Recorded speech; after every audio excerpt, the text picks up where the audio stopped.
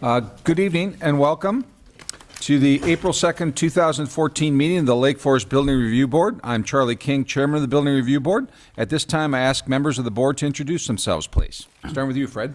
Fred Moyer. Bob Rita. Michael Black. Monica Ruggles. Ted Notes. Ross Friedman. Thank you. The board is here tonight to work together with all of you, property owners, architects, neighbors, and interested citizens to continue the long tradition that allows Lake Forest residents and businesses to work together to preserve the qualities and the unique character that make Lake Forest a special community.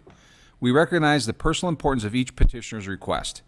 Our goal is to respect the needs and desires of property owners while balancing the interests of the community as a whole to preserve and enhance its architectural character and landscape streetscapes.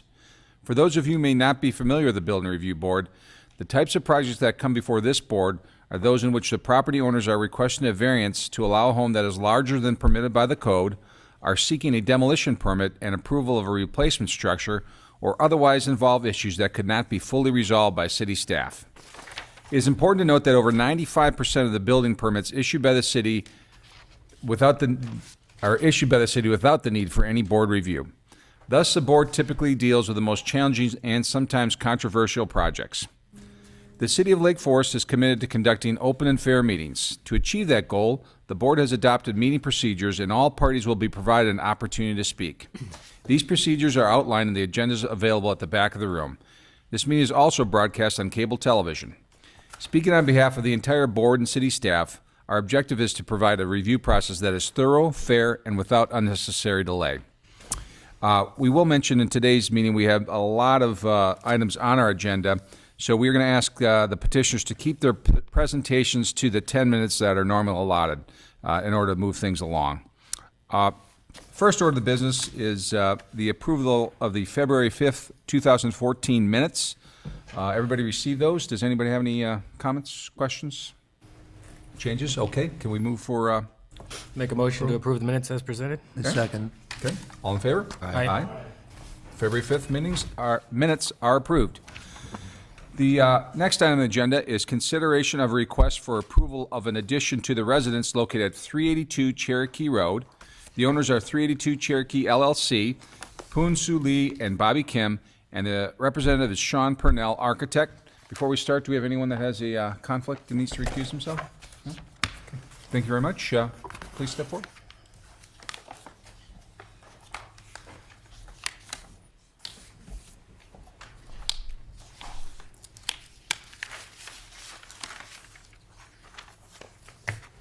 Hello, good evening. My name is Sean Purnell. I'm the architect working for the owner of 382 Cherokee, Christine Lee. She's here with us this evening. At our last appearance, we received quite a lot of feedback about the direction that the project was moving. Primarily, there was some resistance to the idea of bringing a new architectural style into this project and trying to meld the existing home with a craftsman style of architecture. In addition, we got some feedback from neighbors and from the board that the second-story addition was not interacting well with the surrounding properties. So we felt that the only way to proceed was to consider an alteration of the direction that the project was moving. We've elected to forego the second-story addition and instead providing a first-floor master suite addition, which would be to the west of the existing property. We're attempting to match the existing massing of the garage element, mirroring that around the main focal point of the building. Proposed addition is under the bulk and lot coverage restrictions. In addition, this proposal does not require any variances as the previous design did. What we've attempted to do is stay very simply focused on the architectural style of the existing addition, which is a very straightforward brick residence with wide eaves. And we tried to mimic with the addition the window placement and scale and create a massing that steps as you move to the west away from Green Bay Road. Again, trying to not bring unnecessary attention to the addition, but rather have it blend in both with the home and with the existing neighborhood.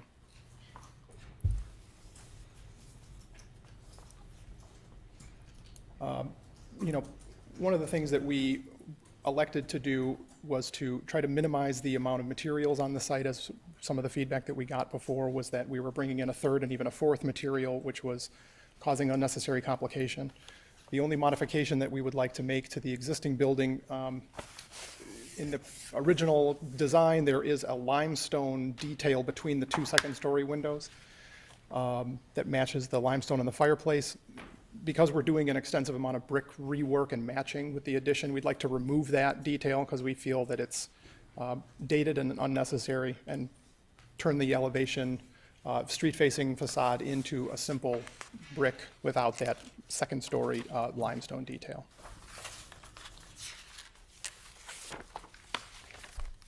Interested to take any questions you might have about the new direction we're going.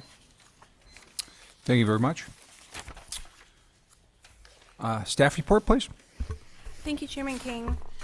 As was noted, this project was before the board a couple months ago for a very different project than what's being presented this evening, based on the comments and direction that was provided by the board members at that time. Excuse me. The petitioner has reworked the design, has eliminated the second floor addition that was proposed, and is currently looking to do, or asking for consideration of an addition to the west that steps the massing back and down as you move away from the main house. The petitioner, is my understanding, has been in conversations with the neighbor that spoke at the meeting last time with concerns for the views of the second floor or second story addition. That neighbor has since submitted correspondence that was placed at your seats this evening in support of the project. The board has also received some additional correspondence from the surrounding, another neighbor in the neighborhood with comments about the architectural style of the house. This project appears to be consistent with the direction that the board provided at the last meeting. Staff is supportive of the project and does recommend approval. This scheme, as was noted, does not require any zoning setback variances, but it does require removal of a couple trees along the property line to the rear. The city arborist has reviewed the plan, is accepting of the proposed removals and landscape plan, but we do want to take a closer look at the final landscape plan as this moves forward through the process to make sure that there is sufficient replacement inches on the property. So I'd be happy to answer any questions that you may have. Okay, thank you very much. Okay. Now time for any questions from the board to either the staff or the petitioner. Fred, you want to start us off? Any questions? Actually, I don't have any questions. Okay, great. Bob, any? Maybe questions, comments. It looks better. The massing looks great. Thank you. Is there any way that you could jazz it up a little bit? And I hate to say that because you had a lot going last time. It was too much. You're in a really unique corner, and it could be a really great project if one of the criteria is enhancing the neighborhood and the quality of the property itself. And removing the limestone between the windows, I think, is a good start. But it almost needs maybe different types of windows or something. And I'm just making comments. I mean, you did what we asked, which is important. Well, given the scope of the project, again, one of the owner's concerns and part of her agenda is to provide the space that she needs without literally reinventing the wheel of the house, right? And because we're intending to match the existing brick, because we're intending to keep the bulk of the addition to the west side only without, again, kind of, we felt that it would be much better to err on the side of caution here and consider matching just the portion that we are adding to the existing. I understand your concern and your comment. Given the overall scope and budget of the project, we feel like this is the best direction. Okay, thanks. No questions at this time. Do you have an image of the existing house so that we could kind of look at the brick colors again? I don't have a color photo with me of the existing. Okay. Are you confident that you'll be able to match the existing brick? You know, the concerning portion is, you know, you're taking out the limestone between the two windows, and then that's got to interlace with existing brick on Yes. that wall? Yes, we are. Our builder is here this evening, actually, and we've had extensive talks about this. It's a very common, very typical red brick that's available all throughout the Midwest and Chicago area. On previous projects like this, I've been able to match, 100-year-old Chicago brick because of the quantity of additions and demolitions that are constantly going on. That won't be an issue on this project. It's not a unique color at all. It's very common. Okay. And then I have one question about the window height and its relationship to the vanity in the master suite. Is that window going to conflict with a vanity at all? Because I just want to make sure that the windows that you're showing on elevation are actually Yes. going to be built as shown. Yes, they will. And so the answer to that is, if you look at the floor plan internally, because there is some grading to the site, we will be stepping the floor plan so that the vanity height is actually several feet below where you might typically look at this elevation. Okay. So that'll give some additional height and volume and interest to the master bath, and it'll turn that window, which looks in scale from the outside, into essentially a transom window where, There'll be you have room for a mirror and everything? Correct. Okay. That's my questions for now. I don't have any questions. I concur with Bob. Rita, the terrific job of scale and mass relative to what we saw last. This is harmonious with the site and the existing structure. A few questions. It would have been helpful if we had an image of the existing home I see. to have an idea. But short of that, the garage door, Yes, what is the material? be a wood door. Wood panel? Yes. Stained, painted? It'll match the new, there's not very much wood on the front of the house, so we're gonna be, matching the trim color. Yes.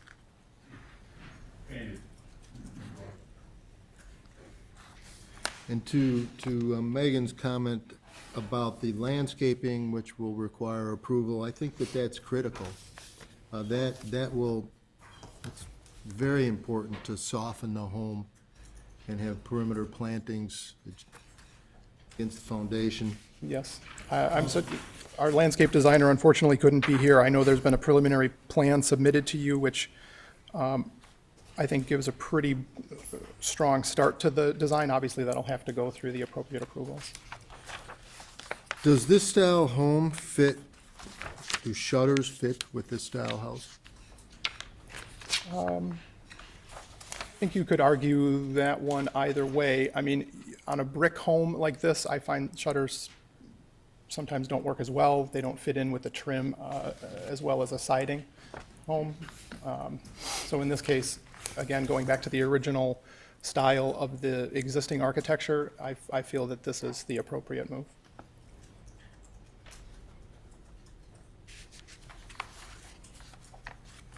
Thank you. How many square feet wide is the new addition? Square feet I wide? mean, not square feet. How many feet? How wide is that addition as planned now It's to the west? roughly 16 feet. Both components? Oh, no. Well, the bathroom is 15, and then there's 3 additional feet, so a total of 18 for the widest portion.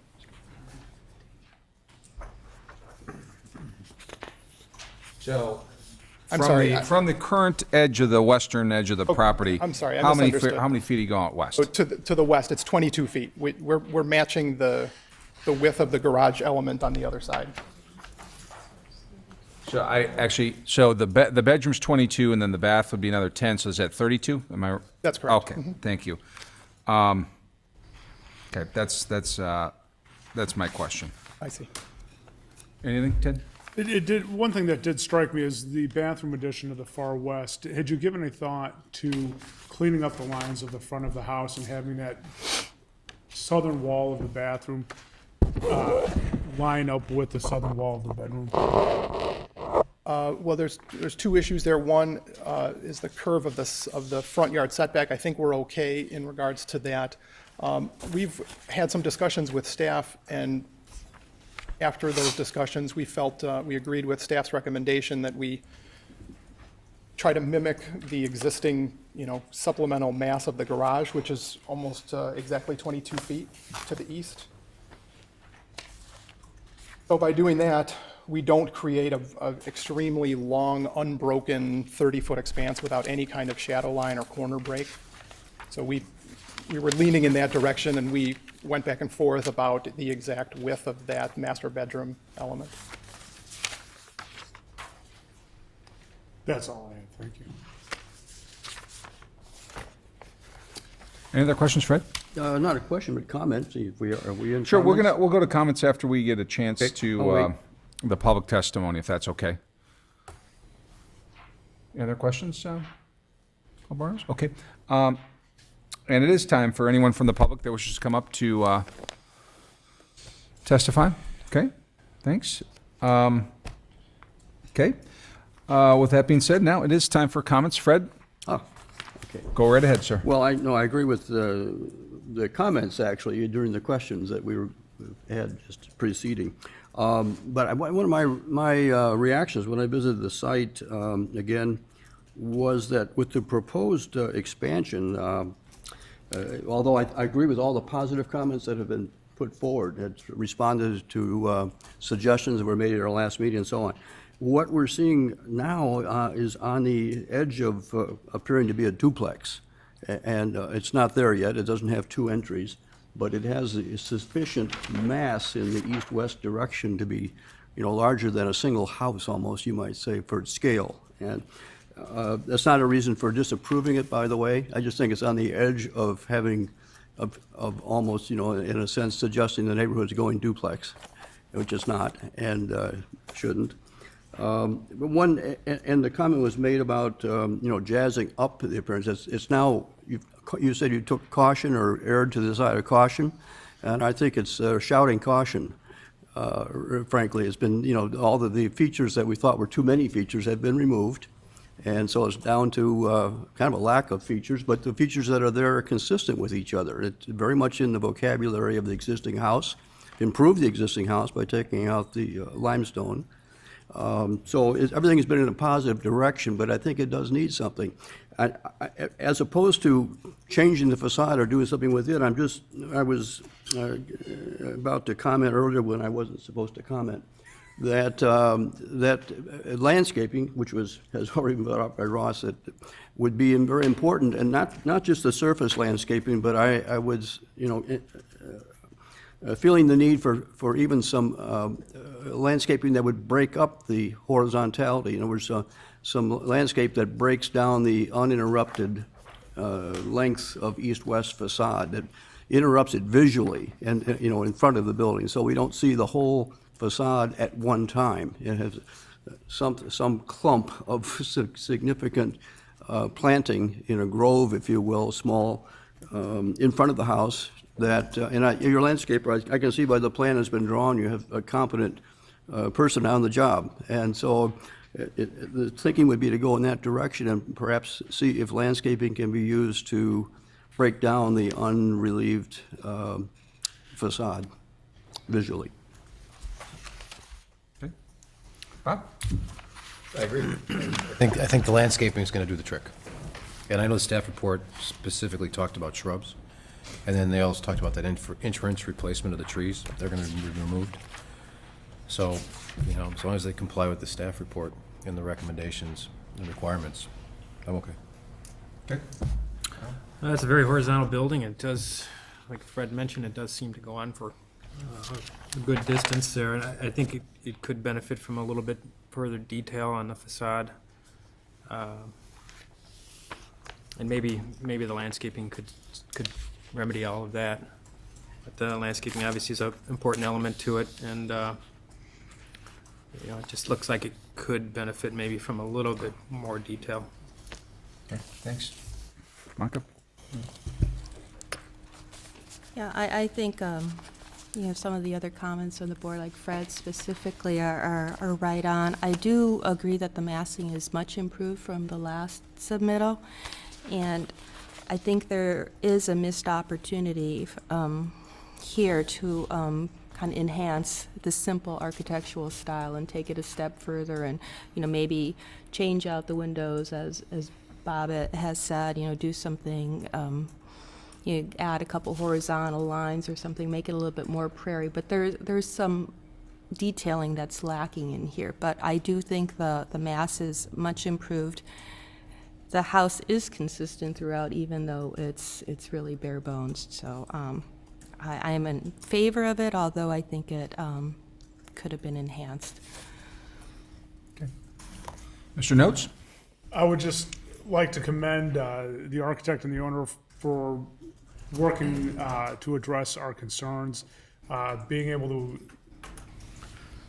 modify your plans to work within setbacks on what is not exactly a friendly floor plan that you have to work with. I appreciate your efforts to bring a lot of different things together to make this work. Again, I don't know if there are things like coach lights or the like of that you have planned for the front of the house, or some elements or details that maybe are not represented in what we have in front of us. But I would ask that some more attention, as my colleagues have said, be to just those little things that could be a subtle way to help bring a little more life to the front of the house. Russ? I concur with all the comments, and they've been very consistent, so, I would encourage you to take those to heart. It's not going to require a large expenditure or moving mountains to accomplish what we're speaking of here.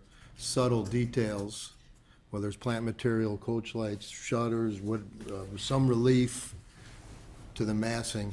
But overall, I think it's a job well done with that in mind. Could I just add one little quick thing about that? And I think an opportunity there would be, since you're taking out that limestone between those two windows, maybe there's something there because you have to add a different material. Maybe if for example, if you're putting horizontal siding there, maybe you add a little bit of that horizontal siding and put it on the bathroom wing. But you have an opportunity there. Okay, we're in just internal board discussions now, so thank you. I appreciate the changes, certainly in trying to address our concerns on the second-story massing, et cetera. I'll be frank, I think this is there's way too much here on a horizontal nature. I not only look at the front facade, I look at the rear facade, folks, and I'm telling you, that is a long run. And I don't think that was, maybe a little bit out to the west, but 32 feet. I just think it looks too long, and I am not comfortable approving this plan. Personally, it sounds like the rest of the board is, but I think it's not in keeping with the neighborhood, and I don't think this would be a nice addition to the neighborhood.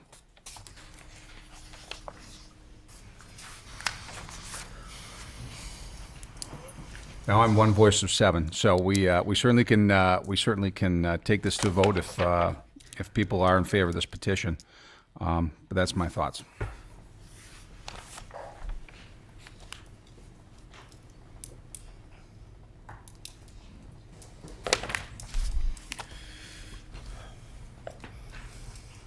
I think it needs some work.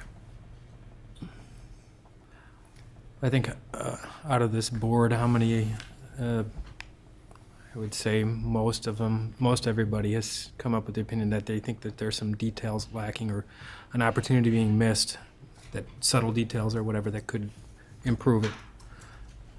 So with that in mind, maybe it's best that we give the petitioner an opportunity to look at that and have him come back. Yeah. Unless somebody feels otherwise. Yeah.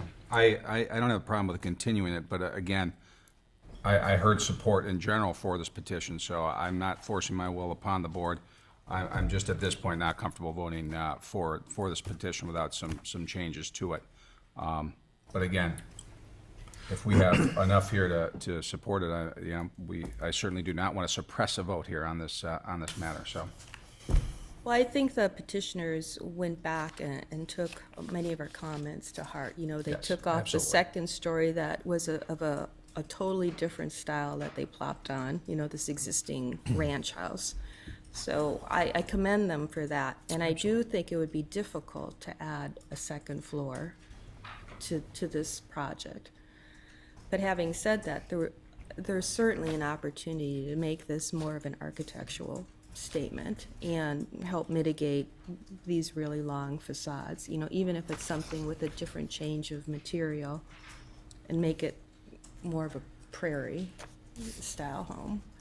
So I'm comfortable with it being continued, but I do think that they went a long way to Yeah, get to absolutely. this point. Sure. To help give the petitioner guidance, I personally am fine with the length of the house, but as comments were raised between landscaping or other details, I think there are ways to help improve that, to minimize the sense of the length of this house.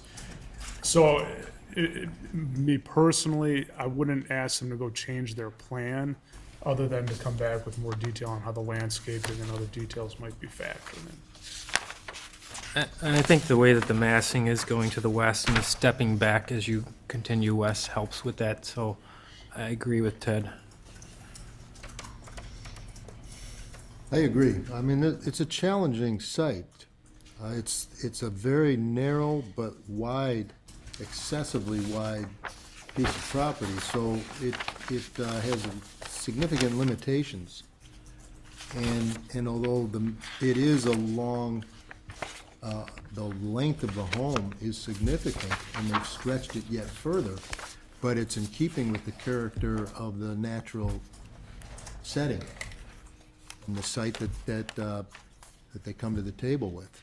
So I'm in favor of that. The comments about embellishments and the devil in the details, I think needs to be taken to heart, and I think my recommendation, concur with Mike, is to see it again with those details enumerated, and take one more kick at the can, and make certain that it's the best it can be. And again, I don't think that needs to be a large expenditure. We're not talking cost, we're talking thought and detail.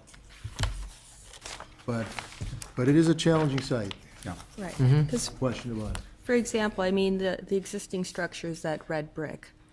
And it is said that, yes, we could easily match that red brick, but there's the opportunity to bring in a different material that maybe you're going to complement that existing red brick, and maybe perhaps the structure isn't this one big, long red brick Monolithic. piece. You have a little bit of detail, so that'd be my suggestion. Might even consider painting the brick.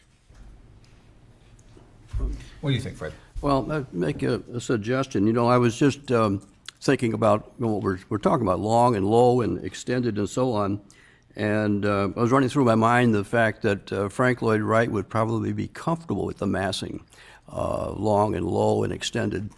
But what would he do differently? He would not have the same composition of 5 elements, as 5 components repeating themselves in a row 5 times. I think I counted it right. 1, 2, 3, 4, 5.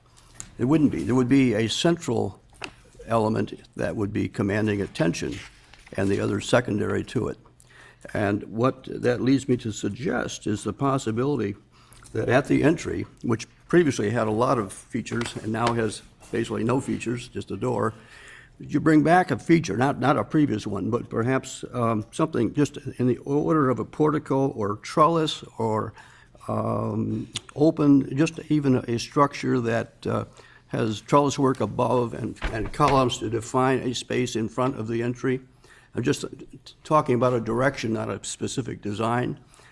Creating some element external to the house that commands visual attention at the center, which then relieves this extent of this length. You have a length leading up to it, you have an element, and you have something after it, rather than the whole shot.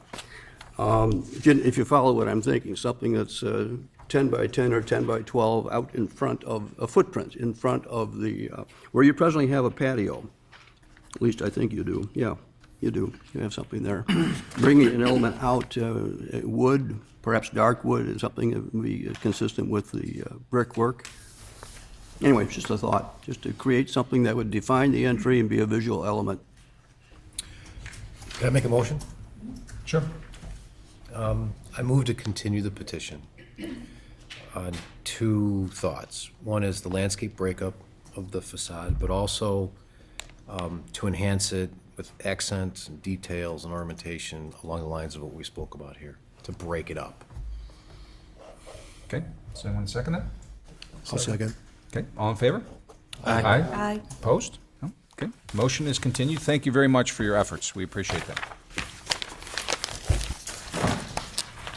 The next item on the agenda is consideration of a request for approval of facade and roof alterations to the residence located at 255 West Old Mill Road.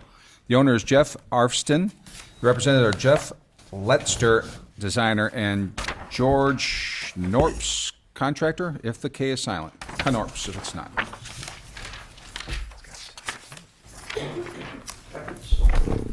Sure. Yep. Sure.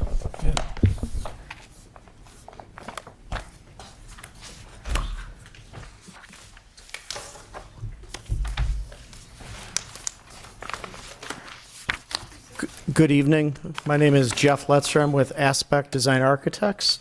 I'm the project manager working on this project. Tonight in front of you is a continued consideration. We're in front of the board in January with this project. It's an existing current home where we are not changing the siding of the home or the landscape features of the home. And we are looking at doing new exterior materials to the home and making architectural modifications to enhance this home. Prior, our initial presentation to you, feedback we got back from the board was to look at the design elements that we had into it and to simplify and to look at the materials of how we were placing it. In front of you tonight is what we've worked with the homeowner, with staff, and looked at many details of this house. The current home is a neo-eclectic Tudor. The home was built in the late 60s, and we're working with design elements that we want to definitely enhance and modify. What we're proposing and doing, the left side of the current home there, we have 3 existing dormers. We're going to be modifying that element. We're modifying the 3 current dormers to the right. We're modifying the front entry, which is now kind of that current kind of just shed roof coming down from the main roof. And we're adding a bay window feature to the front. So those are some of the highlights of our changes. And this is what we would like to turn the home into. So we've added a larger gable to the front to try to address the hierarchy of mass associated with this house. So we're working with an element to the right that was a little higher roof and these dormer features. So to the left now we've brought in scale, a gable element, stronger element, to help flow the house. And we've also modified that front entry quite a bit, removing its shed, bringing the front entry to life. So you see it, you know it's the entry. The 2-story central body of the house, and there are wings to this house, kind of to the left is an angled 3-car garage. To the far right, there's a 1-story sunroom. And actually to the rear of the home, there's also like a 1-story projected sunroom. All of the 1-story wing or lower mass elements are all going to be in stucco. So the main body of the house now is all stone. The roof currently is cedar wood shakes, which we will be actually removing and putting on new wood shakes. Here's photos of the current home and its look. Currently, it's again, kind of a Tudor-esque style with brick on the bottom and kind of a staccato panel. It's not real stucco. It's a staccato panel and brick elements around. So again, our goals are to modify this house to bring it to a new look, more cohesive natural materials. And our inspiration is French elements. Now, we're working with a design of a home of the late 60s. So we're looking at bringing in French design elements of eclectic French and even country French to bring it into a neo-French style, again, that was somewhat built in the late 60s and 70s, but bringing our materials together. Again, here's photos of the current home and how it looks. Kind of going through the style of the neo-eclectic features, which is in front of you. And it's kind of our design inspiration of French examples of stone massing, gables, cedar timbers at entry.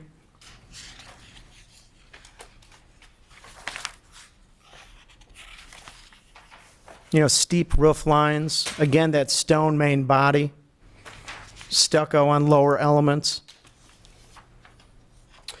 Currently, the rest of the neighborhood in front of you now are photos of homes surrounding up and down the street. So we think our new home definitely fits in very well with the neighborhood. Most are two-story, steep-roofed homes.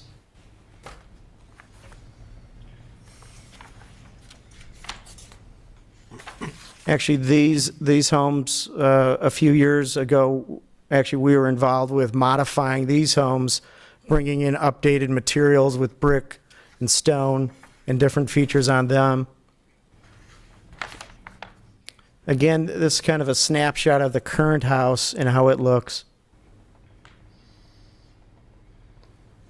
So here's the drawings of existing.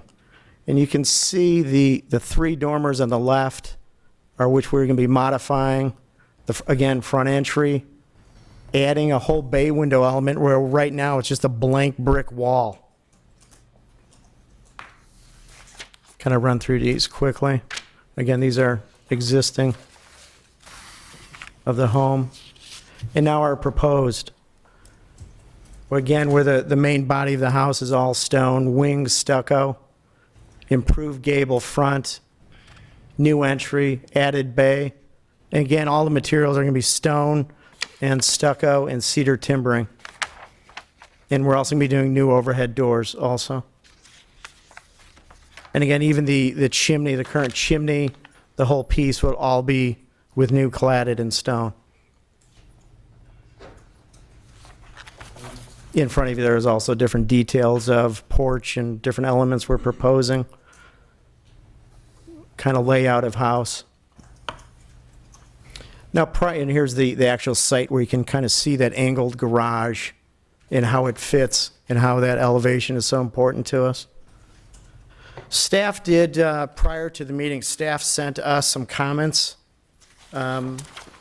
which I'd like to quickly address.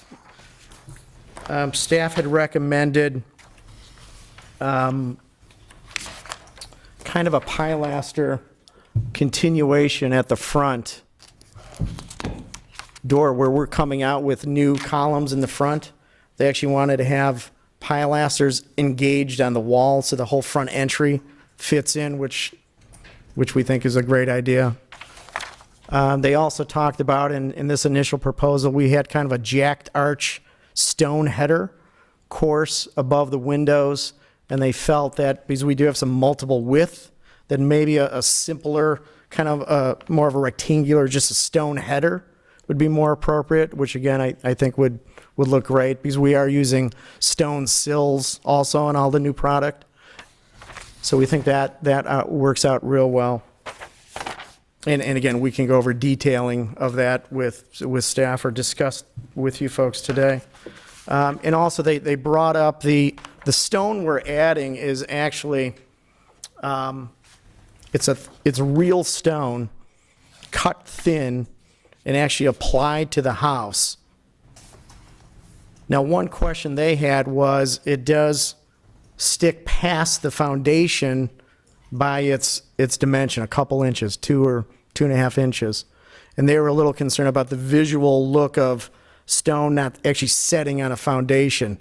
Now, this is somewhat of a unique condition because we are kind of cladding the house.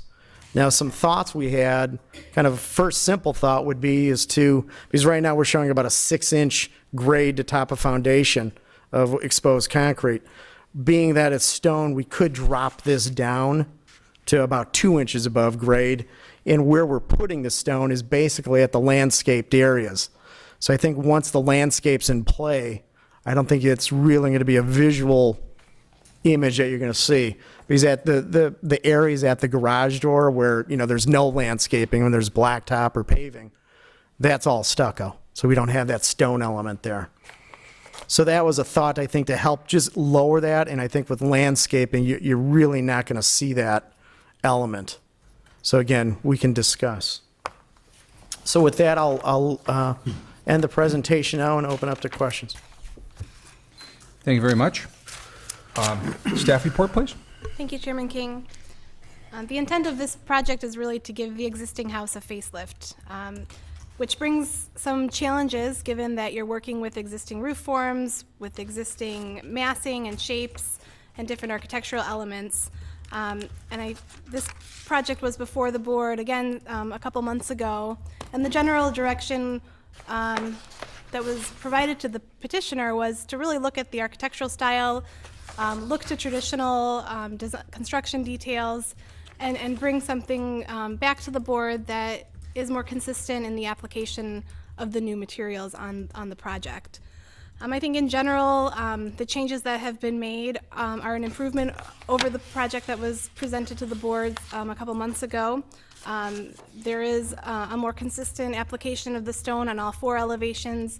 The same level of detailing is applied to all 4 elevations as well. I do think it's important that the architectural details are looked at carefully and do reflect traditional construction details.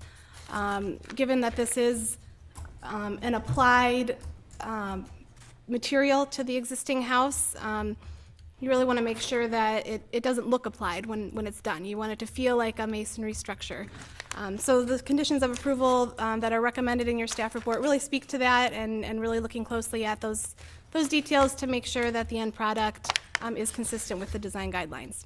So I'd be happy to answer any questions that you may have, but we are recommending approval of this project. Okay. Thank you very much. Okay. Now's a chance for the board to ask any questions of the petitioner or staff. Ross, you want to kick it off?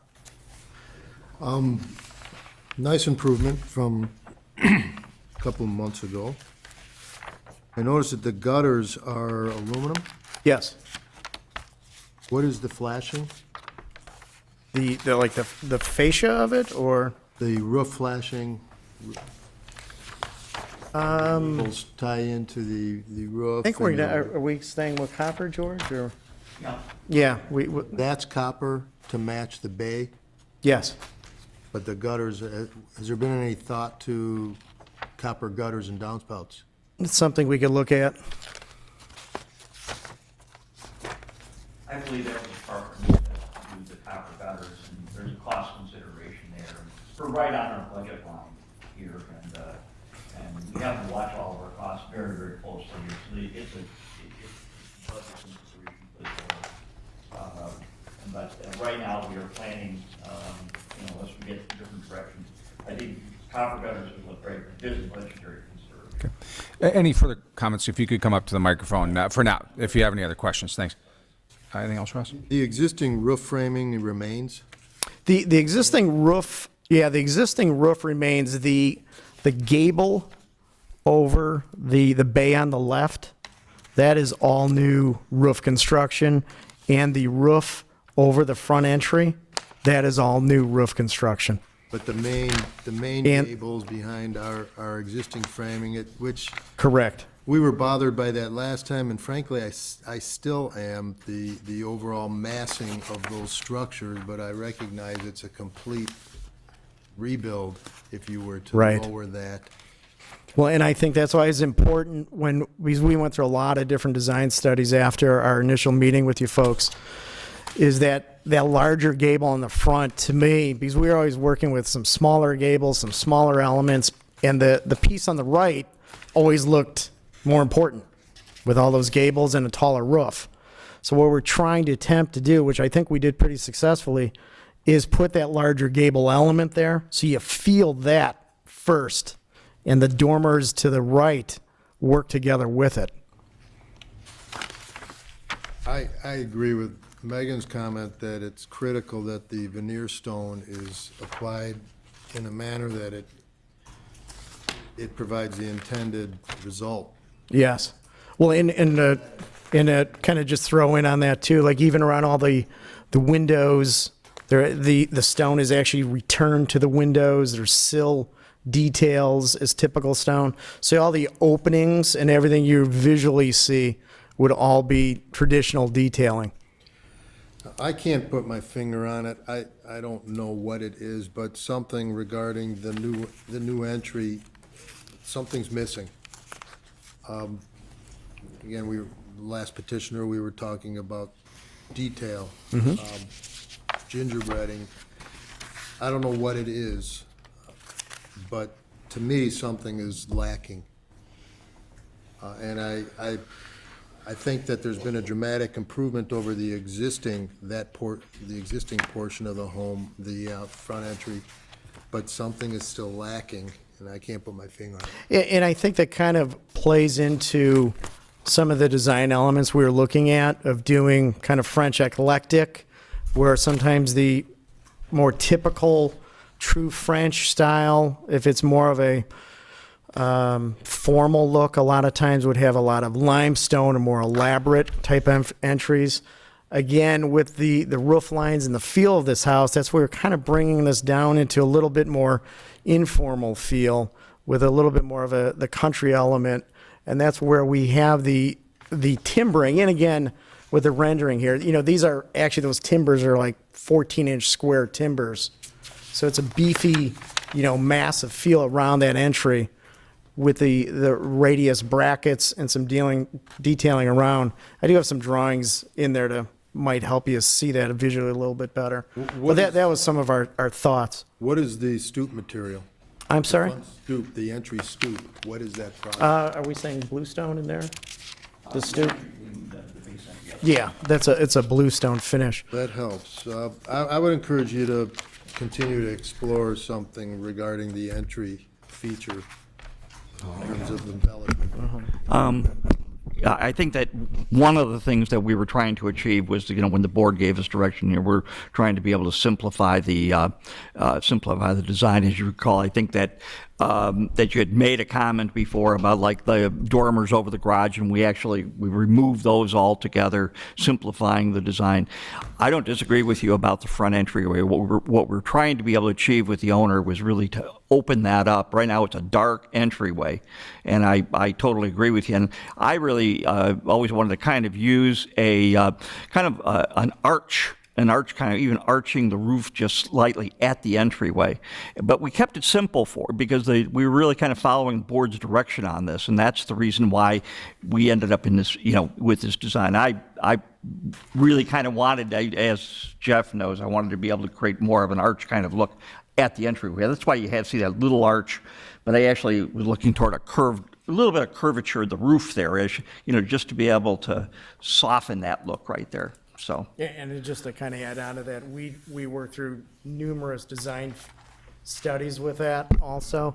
Because the problem, again, when you kind of throw an arch into all of this, then it opens up the language of where do we stop with arches. And we really wanted to kind of keep a consistent linear gable, a little bit more rectangular feel to it instead of getting too much elaboration around the door. That was our thoughts. Thank you. You're welcome. by far, the entryway is what I have the most trouble with. Whether you're approaching the house from the left or the right, both the existing design and this design, that front door is really hidden. And between the columns and the overhang, in my eyes, it really overwhelms and completely obscures the front door.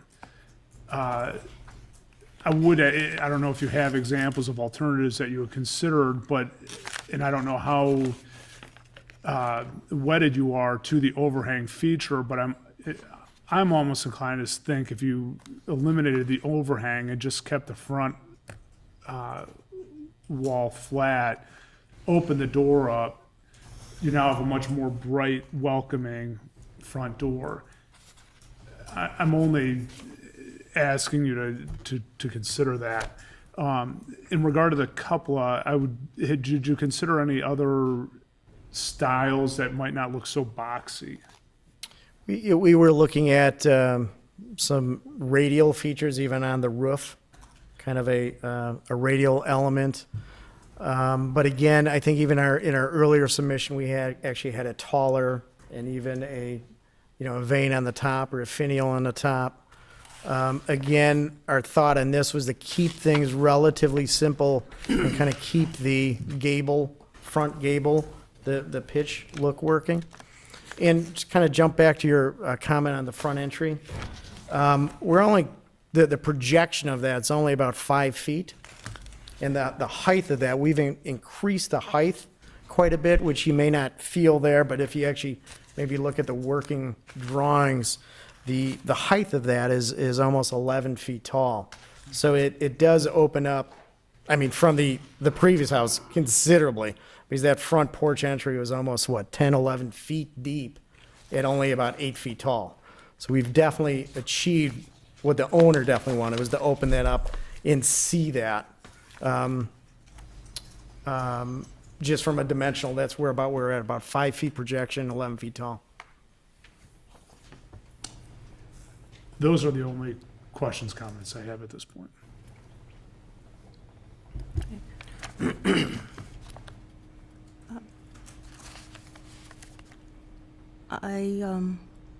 One question I have about on the front facade, from the working drawings to your image, it looks like you are showing a frieze board in your model form, but not on your actual working drawings. There's actually a frieze, but due to the overhang, as it comes down, you just would barely see the bottom of the frieze. Like if you actually look at a side elevation, if you go to my sheet A6, which is a proposed elevation. If I can scoot to this quick. If you kind of look at the front, you can see where the main roof line comes down, and the frieze is. Could you scoot up to that for me, please? Hold on, I'll try to get an image up here. One moment. Yeah, it's in the.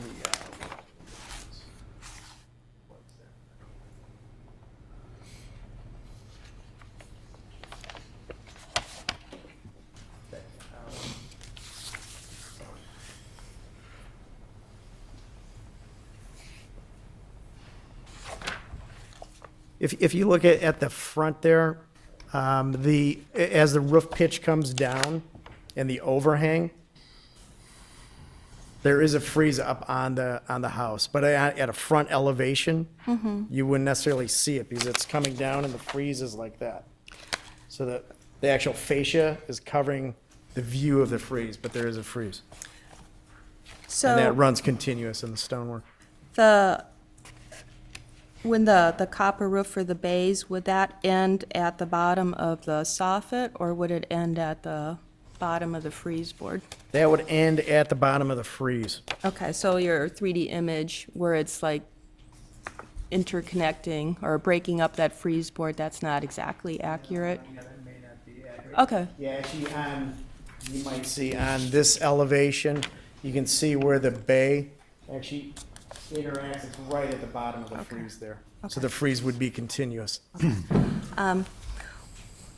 That was really my only question. The other comments were that I agree with what you were saying, taking into account staff's recommendation, like changing those arches over the windows would be Yes. a great fix, and bringing that stone down to almost above grade. I could see that as working as a solution, because this isn't a new house, so you are kind of limited in what you can do and the materials that you can use to enhance it. I think this is a vast improvement from the petition that you submitted last time, just because of the simplicity of all the details. You don't have, 6 different kinds of dormers competing with each other, and the massing of the house, that's what you had to work with. So I do think it's a great improvement. The front door, did you look at, noticed on your initial proposal, that porch is slightly wider. Yes. So perhaps that is something you could look at that could mitigate some of our concerns about it looking not substantial enough. Yeah, and actually, it's kind of funny you bring that up, because when we were working with, when we kind of changed that front gable, the wider front entry kind of made that whole front gable now not, to me, as substantial in the look I was trying to achieve to minimize that whole right side. Right. So we definitely kind of played with those proportions a little bit, and that's why we went back to because that's actually the current width of the porch. And so if we kicked it over, because I think we had it kicked over initially on our proposal about 2 to 2.5 feet, and then it kind of changed that whole width of the gable, then it's still, that whole gable feel didn't feel strong enough to us. Right. And that was the reasoning why we did that. Yeah, so there's something a little bit on that side that maybe some of the proportions you could look at a little bit more, but I think in general, it's feeling much better and more consistent with an architectural style. And I do question the cupola as well. The proportions of it just seem too small to me. So perhaps you could look at that and look at the detailing of the bays themselves. Right now, they look just like they're picture framed. There's really no base to them or detailing. So I think more traditional detailing on those bays would be something that would add to the project. Yeah, and that would easily work. That's it. Okay, thanks. Mike, do you have any questions? Just one question on the materials for the cupola. What do you have for that? Is that a copper roof Yes. and stucco? The Or is that cupola, wood, something or that would be wood painted. Painted wood? That'd be Okay. painted to match kind of the fascia and the stucco color. Okay. That's my only question. Okay. My only comment is, on the back side of the house, Sure. it seems like there's a lot of different types of window styles. And my only comment would be that you make sure that the sills and the headers and everything kind of was consistent throughout the whole project. Well, and I think staff's recommendation on the lower level of the main body of the house with the stone there's a current kind of patio door element there. And I really believe if we do that kind of stone, just almost a simple stone, limestone look, header above that, will bring all those elements together. And again, even on above the second story windows, there will be a little bit of space where I think the stone head on that will keep all that consistent. Great, And we're definitely for doing that. thank you. Brett, any questions? Oh, we can't make comments yet? We're supposed to ask questions and then get testimony, and then at the end, we comment, but, Okay, I have comments. okay, we'll wait on that then.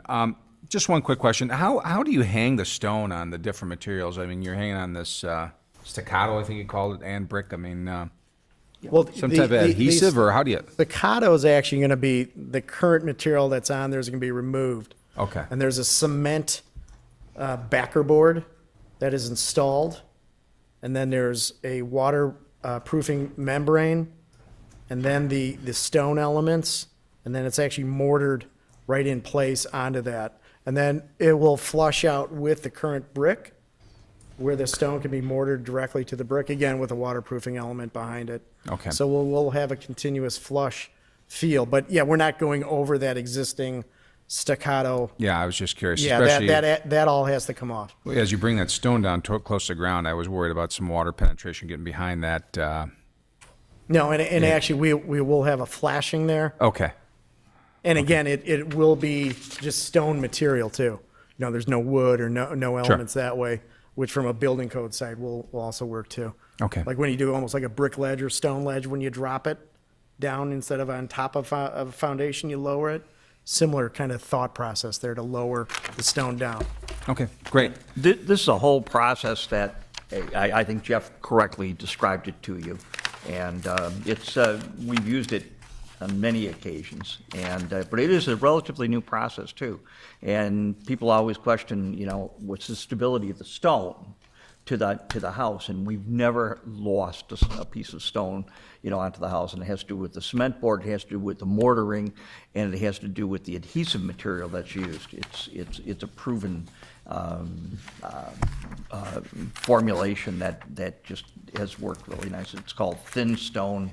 It's called thin stone system. And even like corners, if you ask about corners, actually the stone comes with corners. So it looks like true stone. I mean, if you look at it, you cannot tell that it's thin stone. And it gives us a lot of variation in terms of architectural, changing of homes without having to, create huge foundations or changes to foundations and Sure. those complications. So. Thank you. Any other questions, Fred? Yes, I have a question. Okay. Yeah, my question is, what are you trying to accomplish here? I don't have, in the packet, I don't see an existing plan and a proposed plan to see what the difference is, so You do not have any? I've been looking here up and down the packet. I see what appears to be the proposed plan, Let me but I do not see an existing plan, so go back to the very top, please. see if I'm missing it.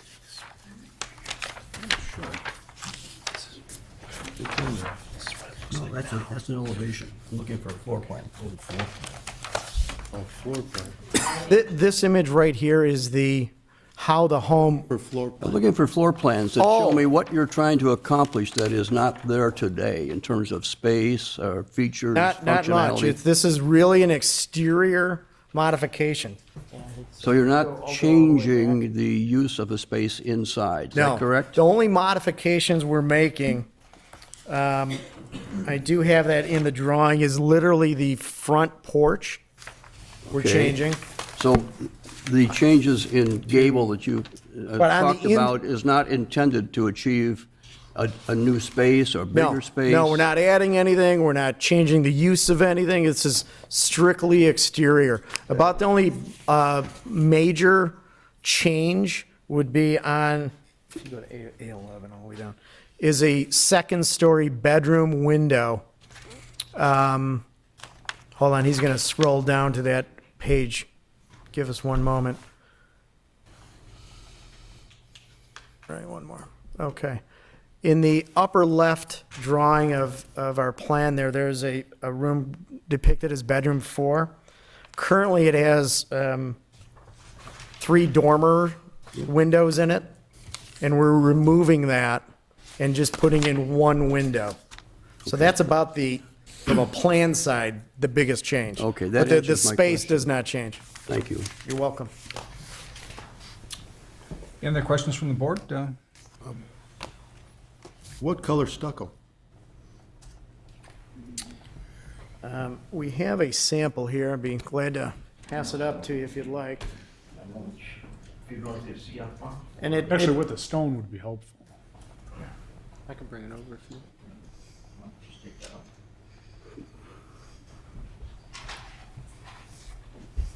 actually, the color rendering depicts this pretty well. Again, one thing you asked about the gutters will also match this kind of stucco color also.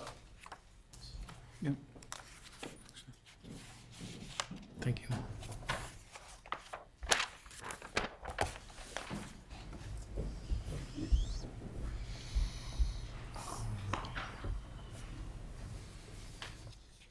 Okay, any other questions from the board, to petitioner staff? Okay. Now's a chance for anyone from the public to come up and testify. Okay, seeing none. On to any final questions. If not, we just go right into board input and discussion, comment. Fred, you always want to comment? Go ahead, sir. I'll start. Could you go back to your very first slide in your presentation? Of the current home? It's the very first slide. It showed the current home at the beginning. I think it was your title slide. Well, must be, no, not that. Did you actually want to see a photo or the rendering? What's your next slide? It's That's the actual now. proposed. You have a slide that, there you go. Yeah, Right okay. there. That describes what I want to talk about. I found this home to be very attractive, and what I think contributes to it are three significant features in its composition. One is the roof, the sloped roof, which has a family of forms, if you will, a larger roof, a secondary, and then down to the garage, and they all have the same slope, same material, same character. That's a part of its composition that is very, very nice on the property. Second thing are the dormers, which progress across the front facade, and again, there's a grouping of those that progress across. And the third significant feature are the east walls, as a progression of those two. They start with the dormer east face, and then the first east face north of the higher mass, and then the secondary one, and then at the end of the garage. Again, so there's a repetition of that feature. And what your proposed changes are doing is eliminating all three significant features, and which I could agree with if you were arriving to something that I think is better. But the fact is, if what you're proposing was the existing house, and the petition was to do this, I would vote for it. I would vote for making it look like it does today. I think it's far superior. It's a lovely home. And now, if someone has stylistic or other reasons they want to change it, I think, that's certainly the prerogative of the owner to do so. But I think I would be looking for, in the medical profession, they say, do no harm. I think we're looking at something that's better. Let me just address a couple of your comments. The three main roofs, as you kind of put it, that higher roof, the second roof, and the lower roof, we are not changing those roofs. So those three elements are staying. They're still there, but they are obliterated by this big gable thing that's been put in the middle of them. Well, we're changing. relationships are We're changing gone. that middle one, definitely, and Yeah, we're keeping and those three other dormers. That's a knockout punch. Okay. All right, and again, during the board discussion and comment, it's an internal discussion, I'm so sorry. it's okay. We'll just want to keep it that. Bob, what are your thoughts? I don't have any. Are you supportive of this petition, or? Yes. You are, okay. All right, Michael? I think they've done a nice job with the petition since the last time it was before us. And I appreciate the effort and the thought that went into this.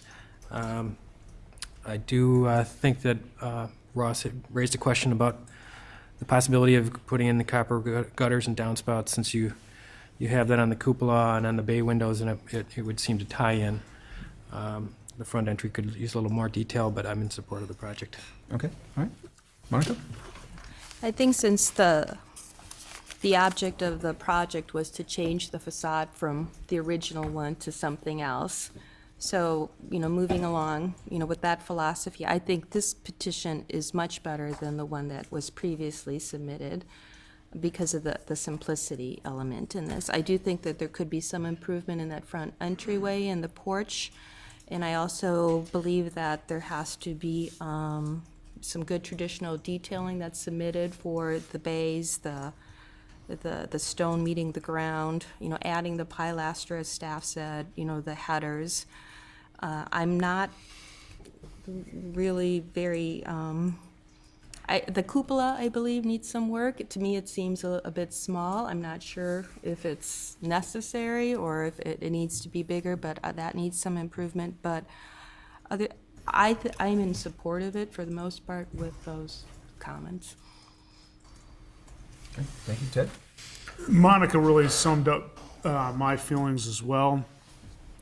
And I would say the highest in my mind of those is also looking at the scale of the columns on that front door, and there's got to be another alternative that feels more in proportion to the front door and opens it up better.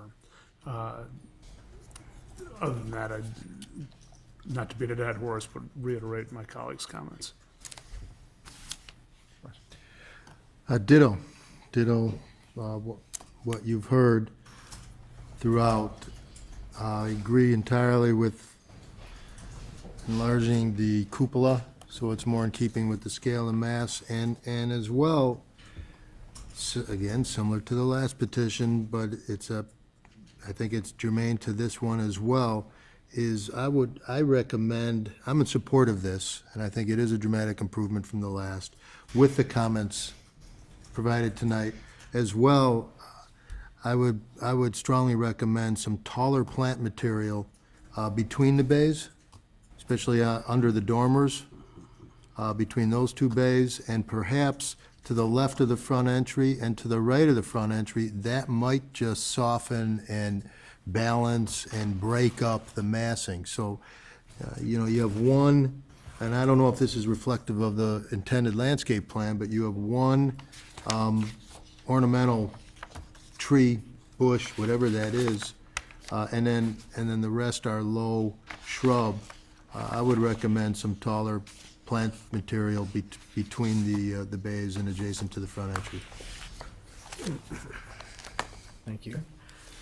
Thanks, Russ. I'm supportive of the petition. I appreciate the efforts that the owner and the representatives have brought forth with these changes. I think they're good and solid. That being said, I think Fred is not supportive, but I think we do have a quorum here probably to support this if someone was interested in making a motion to that effect. Yeah, I'll move to approve the petition as submitted, subject to the April 2nd staff report, all those conditions, and the comments made among the board tonight. Okay. A second. Okay. All in favor? Aye. Opposed? Fred, for the record, Fred is opposed. The motion does carry over 6-1. Thank you very much. Thank Good luck. you. Thank you very much. The next item on the agenda is a consideration of a request for approval of signage for a new business at 234 Wisconsin Avenue. The owner is John Lagorio, and the tenant representative is P. Clifford Miller. Welcome.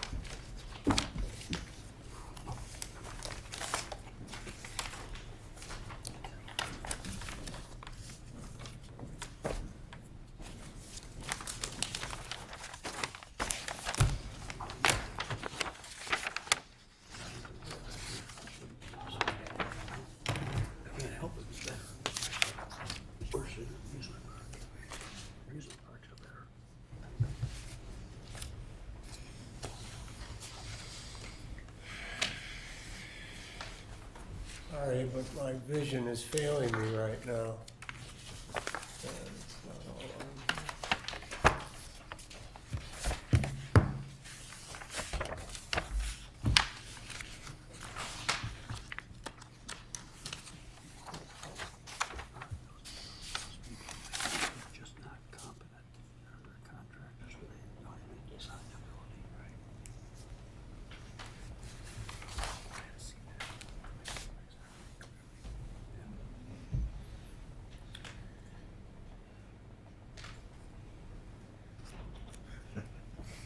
That's-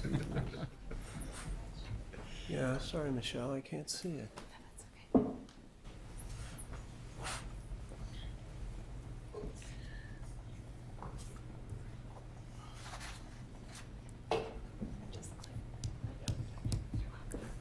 Sorry about that. Good evening, ladies and gentlemen, Chairman King. It's my pleasure to be in front of you tonight. My name is Cliff Miller. I'm a landscape architect and resident of Lake Forest. I have before you what I'd like to show is, this is a building, the stucco building across on the north side of Caputo's on Wisconsin Avenue. It used to be an antique store. Some of you may remember that. Closed down, and we worked an arrangement with the owner to take over the building and open up. And I just wanted to show you the, sorry. This is the facade as it originally appeared, the paint, signage. This is just where a portico is removed. Here you can see the signage, the street frontage of that in the original format. We've already come in and painted the building, adjusted some of the exterior features, just repaired, I should say, not adjusted. You could see here on the right, we've developed a new landscape for the building, and we're in the process right now of remodeling the entire first floor interior to accommodate the uses within. We have a couple of different things going on here. We have my offices, and at the same time, we have a storefront going in here called Cultivar that'll be specializing in items for both the garden and for the home, pottery, things like that, as well as other items that people will be interested in. So here's the mock-up existing here with the landscape. Here's the mock-up of our logo is placed on the wall here on the stucco. That's a direct application with paint. Up here you can see the sign, Cultivar, and beneath it is the sign for our company. These are all connected, but we did want to differentiate them for the user. This is the view of the building looking west from up towards the bank at the corner of Western and Wisconsin. You can see the entire side of the building on that point, and then here, well, I guess it doesn't show well on this, but again, this building stands freely, surrounded by parking lots. It actually has one of the few buildings in town that has a backyard. It was, I don't know if any of you remember, it originally was a bar. Before that, it was a mechanic shop. This has had a lot of different uses. And this used to be an alley on that other side that I showed you. That was an alley that was abandoned when the bank was built through petition to the city. So we have this freestanding stucco with the blank spaces around. So we're really trying to dress this up, subtly without changing the architectural details, to honor the original facade. The bay windows were actually added back in the 80s by a previous tenant. And so the actual signage, again, here you can see it from the angle. This is 24 inches. This sign is 14 inches tall. This one's 3 3/4 inches tall and 24 inches. So these are not large signs. The logo is based, I'm going to, you can see there's an iron bracket here, black iron bracket, comes off the side. These are meant primarily for the pedestrian view and people passing by to be able to identify and locate both the store and my office. Here you can see this is the logo that we currently maintain on all of our equipment, trucks, and business cards, and is standard for our business, representing our business, I should say. And then here's the sign on the bracket on the right side. Again, you can see the scale of it in relation to the building and the bays here. And so that, in a nutshell, is what I'm here tonight for. I think these signs are subtle, in keeping with the neighborhood. The colors match the building. This sign, well, this logo painted on the wall has the building color in the middle. It's only black applied to the existing stucco. So we've tried to be subtle and yet meet the goal here, which is to certainly show people where to go, where we are, and the whole reason we're here in this location is to develop a street exposure in the city of Lake Forest so that people are aware of us and what we do. And the storefront is just an extension of the existing business that we currently do, more geared for the people looking for things to stylize their home and garden. So that pretty much wraps up my presentation. Okay. All right. Thank you very much. Staff report, please. Thank you, Chairman King, members of the board. I don't have many comments. This is before you because more than 2 colors are being used, because more than 2 signs are proposed. What's interesting is that although this is a single business with 2 components, if this was 2 separate businesses, 2 signs would automatically be allowed.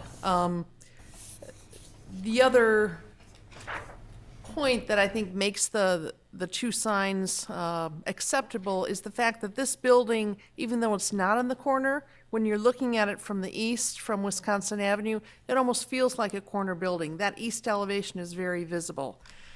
We do hear from some other retailers on this street, Caputo's and Reinvent, the store just a little bit west of this, that they really want to have more exposure. And I think as we bring more business to the street, more activity, I think Wisconsin could become a very interesting street.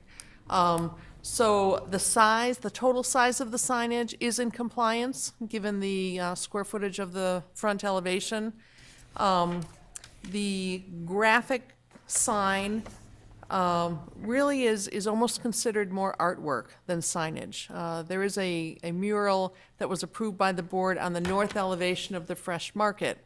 This takes on a little bit of that feel. Mr. Miller has also talked about the potential of perhaps in the future doing a mural on that east wall to further attract attention as you're going by on Western Avenue. That isn't part of this request, but I thought I would just mention it, and perhaps he'll come back at some time with that proposal. Staff does recommend approval of the signage as presented. Thank you, Kathy. Okay. Any questions from the board to the petitioner or staff? Fred? Yeah, my question is, how did you come forward with something so good? Very nice, very nice. That's a question. Thank you, Fred. Anybody else, any questions? Go ahead, Ross. Love that mural idea, but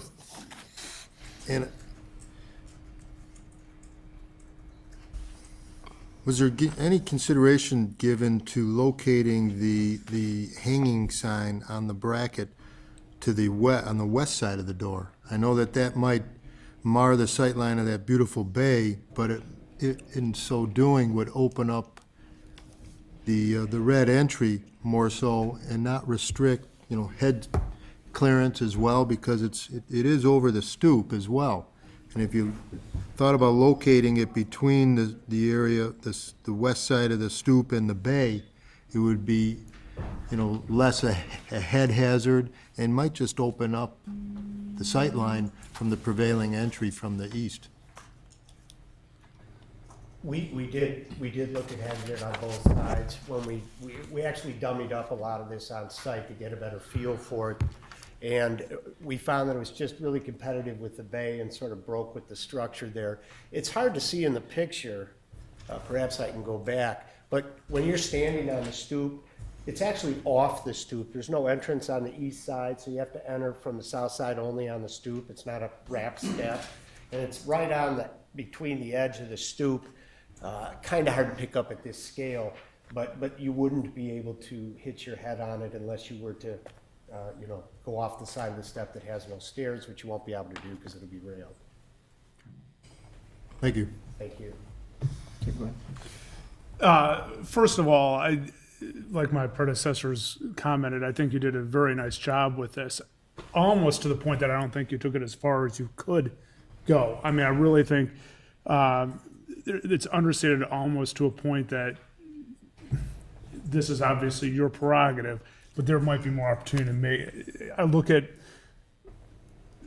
for instance, your name, Clifford Miller, it ends up being underwhelmed by both the sign that sticks out as well as the large graphic underneath it.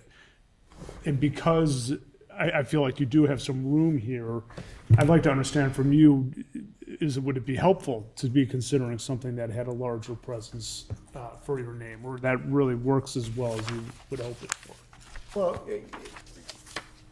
I like to, subtle is the way we try to approach this. We have the goal of trying to have a presence on the street and for the community, but at the same time, it's like most of our work, we try to stay a little understated with it and a little bit, but I do appreciate what you said. We did look at some other signage, and actually in preliminary discussions with city staff, decided that some of that, we just took that back off. And it actually, I think, looks better after we did that exercise with staff in regards to how that might work. So I guess to answer your question, we're comfortable with what this sign provides at this point in time. I'm curious whether, are both doors on the front used by your business, or is one sort of a dummy door that is not The being second floor is a residential apartment, and that is the access to it. So that's one reason we painted the other door bright. The landlord has talked about perhaps just in small letters, private residence or something on that door, that high. But that's why we kind of put the signage on the right side, going back to Ross's question, was to, try to get some of that away from, it's a double door on the front of a facade of what appears for all practical reasons to be a house. So that is a little confusing. I only have one other question, and the concept of the mural was brought up. Kathy, I guess this is really more a question for you. Would the mural be something that's just a picture, or would it be using the company name as an advertising piece? Well, I have to tell you, I haven't given a lot of thought to the mural at this point in time, but initially, in our discussions and sketches when we were looking at this, the idea that it would be not include our name or anything related to the business other than it would be representative of the landscape. Okay. Sort of how Fresh Market sort of has that farmy feel, alluding to a fresh market or a fresh, and organic farming. This would, or if and when we do the mural, it would be oriented towards gardens, typical of what you might see in town. I only ask because I do think, again, there's a lot of opportunities here, I think, to help you advertise your business on what is a relatively quiet street, to give you more visibility from other angles, and understanding what you were looking to get out of it. I think, in my mind at least, there's some room to help you do more. Thank you. Any questions?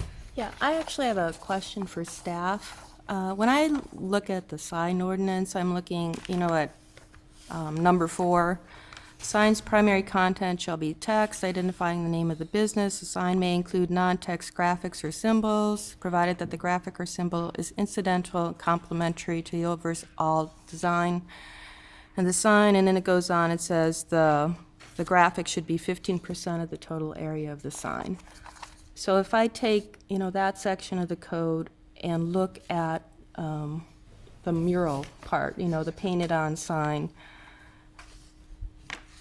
the logo that he has, which is a beautiful logo, it still is greater than 15% of that sign. So if we go ahead and approve something like this, which is a beautiful piece, it's no different than, let's say, if McDonald's comes in or whatever, and they want to put their big M right there, and that's something we discourage. So what's the difference in this sign? That's why we described this as actually more of a mural itself. As we noted, the board did previously approve artwork or a mural on the north wall of the Fresh Market. So I think the way this is laid out and the way it appears is really less a sign with a logo and is almost more a piece of artwork. So I think that is the board's discretion to approve something different than a sign. This is painted directly on the building as opposed to something that is applied as a panel or some other type of structure.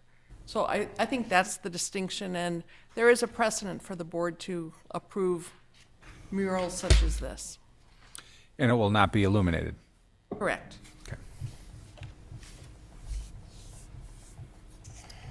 Okay. Any other questions? Okay. At this point, anyone from the public wish to come forth to testify?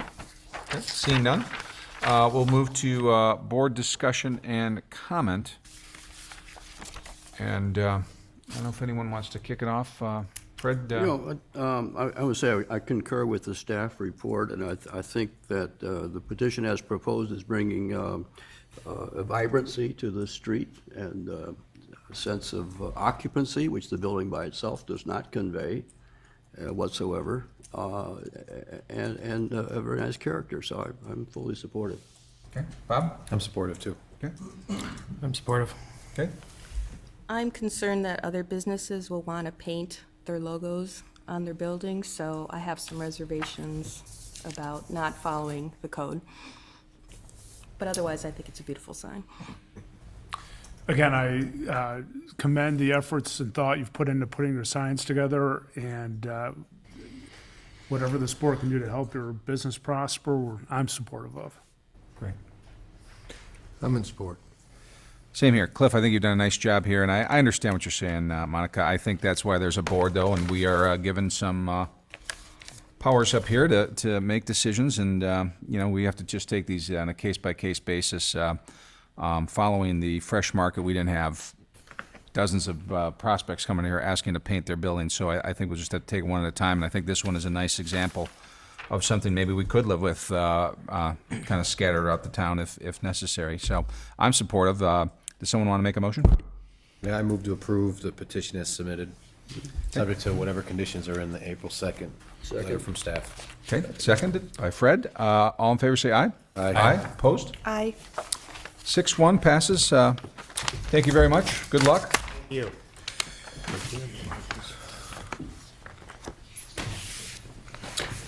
The next item on the agenda is a consideration of request for a building scale variance for an addition to the residence located at 95 Washington Road. The owners are Robert and Tracy Frankson, and the representative Jonathan Clare, architect. Excuse me.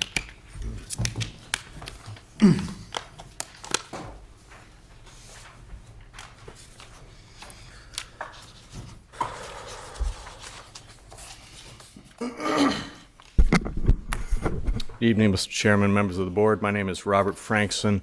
Along with my wife Tracy, we are the owners of the residence at 95 Washington Road. I'm joined by my architect, John Clare, and we're before you tonight to request a small building scale variance in connection with the planned renovation of the home. First, a brief history.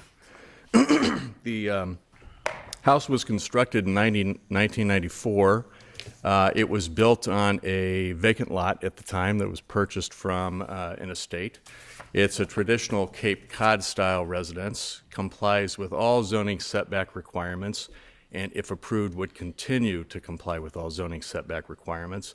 There are no proposed changes to the streetscape appearance, and I would also note that we have received many compliments to the residence over the years that it fits nicely into the neighborhood.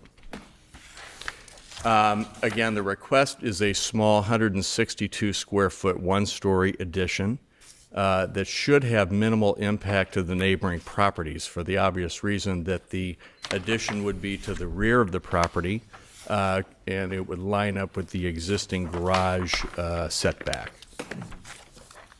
So the big question is, why do this? Question I ask on a daily basis. And I'm sorry I don't have a laser printer, but as you can see to the middle of that plan is the existing kitchen area that is kind of highlighted by a cross-hatched line. Thank you very much.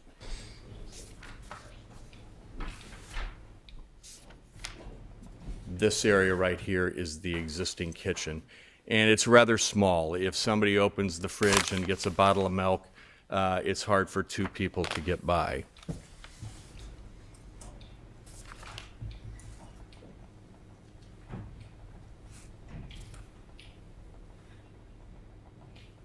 Well, anyway, the existing dining room, which is to the left and has an existing bay window area, we've come to learn over the years that that is really a design flaw in its wasted space. There's really no way to have a family dinner in that area. So our plan has always been to combine these two areas, both the existing kitchen and the dining room area, and buy ourselves a little bit more room to the rear of the property to combine one larger kitchen living area that's more consistent with today's standards and would help us justify the investment into the renovation. So now, what's the impact to other properties? This is the existing elevation from the rear of the property to the east. This property is owned by the college. As you can see, the existing stockade fence and the existing rear of the house kind of has a stark mass to it with not much texture. The planned renovation would add some texture and some human scale, so to speak. And even though it's a bit larger, we think it would probably make the structure appear a bit smaller with that texture. This is the perspective to the north of the property. Again, the stockade fence is still in place, obscuring a view of quite a bit of our property. And the renovation would follow, again, the line of the garage to the south, and that would give you a bit of perspective. And one window will be closed up to allow us to create a bit of an entertainment center on that end of the living space.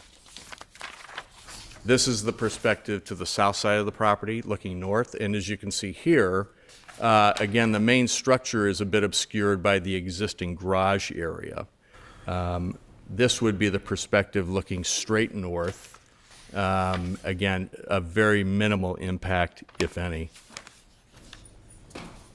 So in conclusion, we're requesting a small building scale variance of about 162 square feet.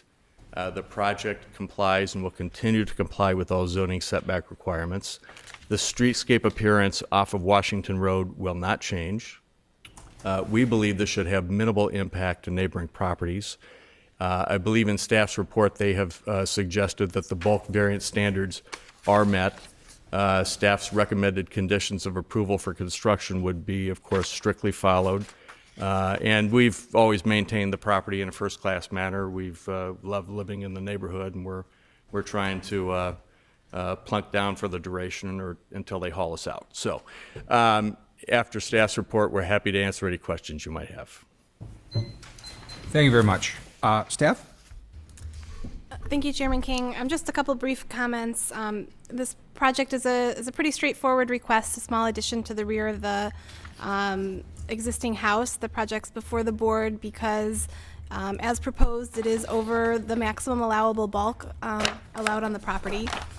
The code requires that the project meet the design standards in the code and at least one additional standard for a building scale variance.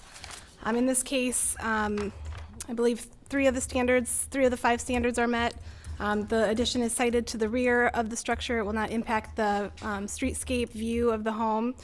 The addition is a one-story design, which is subservient to the two-story mass of the existing home.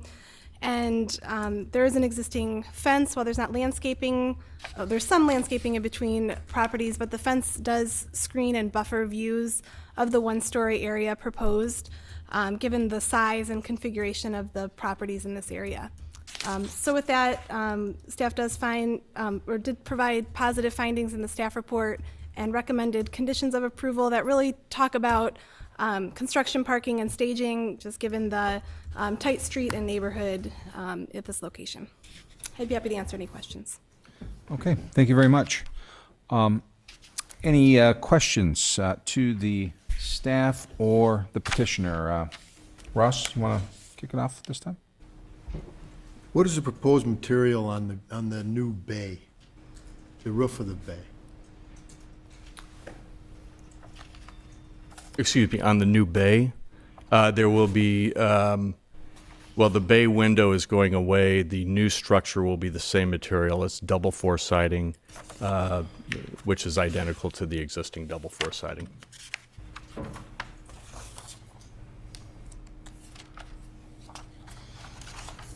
And asphalt shingles. Oh, yeah, asphalt, there will be a new roof put on the entire house with this, similar to what we have now, asphalt with a textured laminate. Thank you. Good evening, Bob. I wasn't sure if I saw in two different elevations, is the stoop under the rear door extending the width of the door or only the width of the center? No, panel? that's a good catch. The current stoop goes the width of the door, and the new stoop would go the width of the door as well. The way it is drawn, it's very narrow. That is incorrect. It would be a full stoop. I don't have any other questions. Thank you, Bob.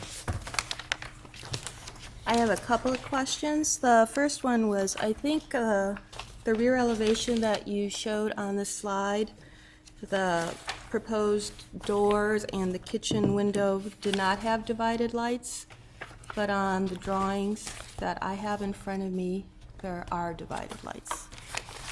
Okay, I'm trying to get back to the...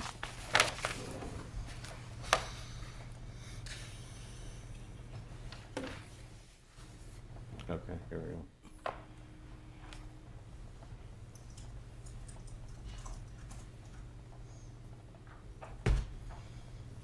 Okay.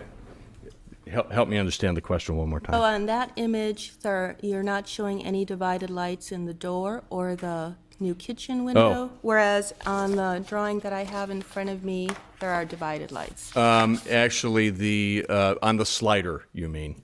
Yes, and the three-wide window, which is probably in the kitchen. Yeah, okay. Well, first on the slider, those are actually faux divided lights on the existing drawing. We actually took those down years back because the kids pulled them down and they just went bye-bye. They currently exist on the, that is a casement window above the sink to the left. We would probably keep those same faux divided structures or what do you want to call them? Grills? Yeah, they're grills. Are they removable grills? They No. are. Okay, Yeah, and they were on the slider as well. okay. And that was a huge removable grill on the sliders that, as you can imagine, with young kids, they didn't survive. So. And then my second question is, the addition in the rear, in your site plan, you're showing 30 feet, and I imagine that's the rear yard setback. So is the addition, the foundation of the addition going to the 30-foot mark? And if so, are the eaves extending into the rear yard? Good question. John, do you want to answer that? I could add some Okay. code requirements. The code does allow for 18 inches of the eave overhang to encroach into the setback area. Okay. So this So- project is compliant with zoning requirements. Okay, great, thank you. That's it. John, Mike, do you have any? Questions? Okay. Bob? I think it meets all the building scale exceptions. And I think, in fact, I've been around the back of this residence, and I think this will be a really dramatic improvement to the back of the residence, the view of the back of the residence, and the functionality of the interior of the house as well. It's a total positive. Okay. Fred, any questions? No questions? No? Just had one question, Bob. On the north elevation, you're taking out the window there, and it looks like you're not gonna have any windows at all in that elevation? Besides the one that's kind of to the right-hand window, I guess, stays, but there's no other windows there, Bob? Well, we are removing one window. There are on the first floor many windows, but that one will go away. The existing, right to the east, I'm sorry, let me get there. These windows, you'll see where the bay used to be, those will remain. So we are only removing one window, and the purpose of that is that at the end of that living space, we want to create a, kind of a large, rich shelf entertainment center at the other end of the kitchen that, would be kind of consistent with what other renovations are doing these days, so. Okay, thank you. That's all I have. Any other questions? Okay. At this point, anyone in from the public would like to come up to testify? Okay, seeing none. We'll go right then to internal board discussion and comments. And Ross, what are your thoughts on this project? I think it's pretty straightforward. I agree with Bob. It's an improvement to the rear elevation, the aesthetic. Front elevation, there is no impact. I think it adds, in terms of functionality, considerable. There's no, in my opinion, downside to allow this slight variance. I think an overall improvement. Okay, Ted? Adding to that, the fact that the extension is only a single story, there's a home to the north of the property that has some windows, but given the one-story nature of the addition, I don't see there being much, if any, impact to sunlight to the neighbor to the north, and I wholly support the petition as it's proposed. Okay. Yeah, I think although the home will be 10% over bulk, at least initially it was a little bit over bulk as it is, so they're not adding a whole 10%. So I think what they're adding is kind of within sort of the confines of what you perceive the house to be because it's aligning with the garage. And I'm confident that the city will look at what is most people's concern about adding on a small site is the drainage, and that will be addressed. And so I'm in approval with this petition. Okay, all right. Mike? I agree with the comments that have been stated. I can support it. Ditto. I think it's a very nice addition to a very nice home. I support it. Yeah, it's always concerning any impact to potential neighbors, and I don't think it really is going to have a negative impact on any of them. And it's nice. It's a small addition. You talked about the scale. It's well within reason, I think. So hearing this, I think we have a decision here. So I guess let's move to. I move to approve the petition as submitted, subject to the conditions and findings in the staff report. I second. Okay. All in favor? Aye. Aye. Okay. Opposed? Seeing none. Thank you. Congratulations. Good luck. Thank you.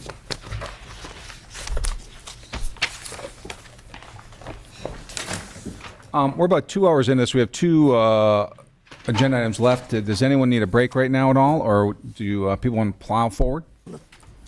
Surge. All right. Surge is on. Okay. Next item on the agenda then The war term.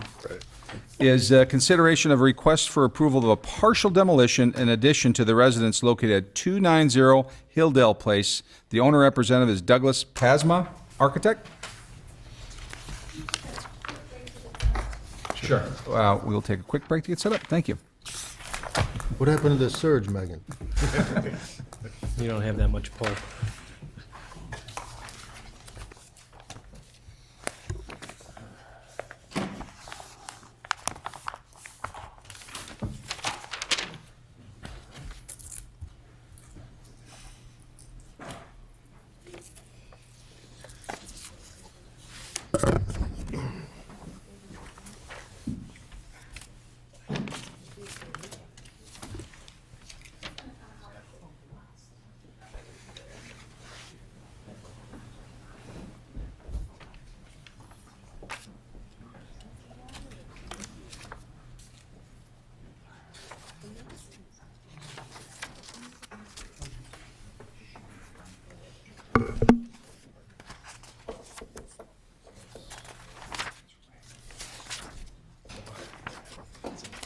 I didn't realize that Miller Building was a tavern.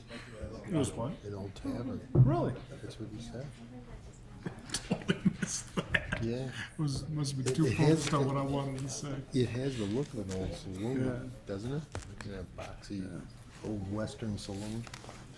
Tell you, that's a tough street. That's it. For any retailer. It is, it's quiet.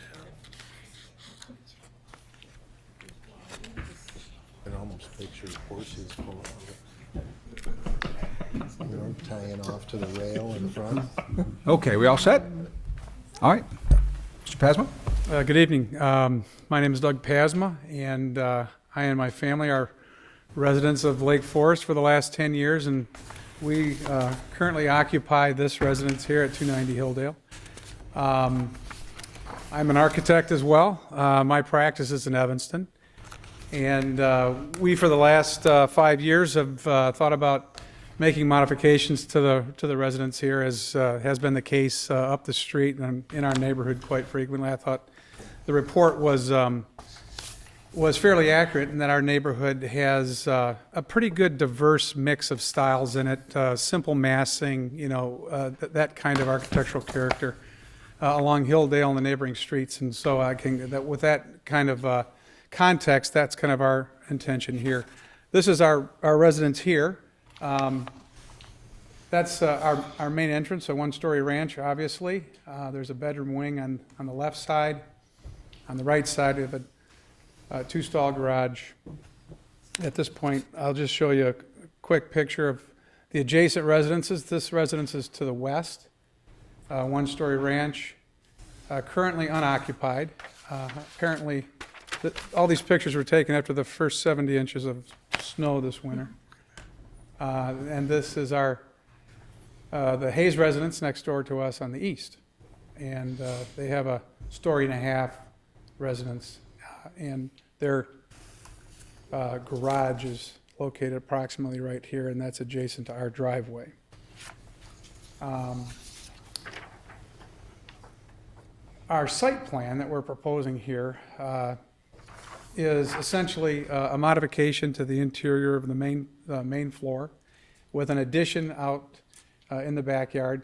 As you can see back here, we would maintain our current driveway and curb cut. Hayes residence to the east, their driveway and curb cut is along here. Our thought at this point was to maintain as much of the existing yard and landscaping as possible in the front. We would maintain all of the trees, the oak trees here to the east of the driveway and the big maple trees to the west. In the backyard, we would have a footprint addition, one-story footprint addition of about 15 feet over here and 12 feet over here with a patio in the center. Maintain the oak trees and the wooded area in the back, and propose to take down the white pine trees at this point here and one tree right there. Our kind of local street context, and now I'm kind of showing a street elevation of our proposed modification to the street elevation at this point here. Again, here's the one-story residence to the west, unoccupied, and Hayes residence to the east.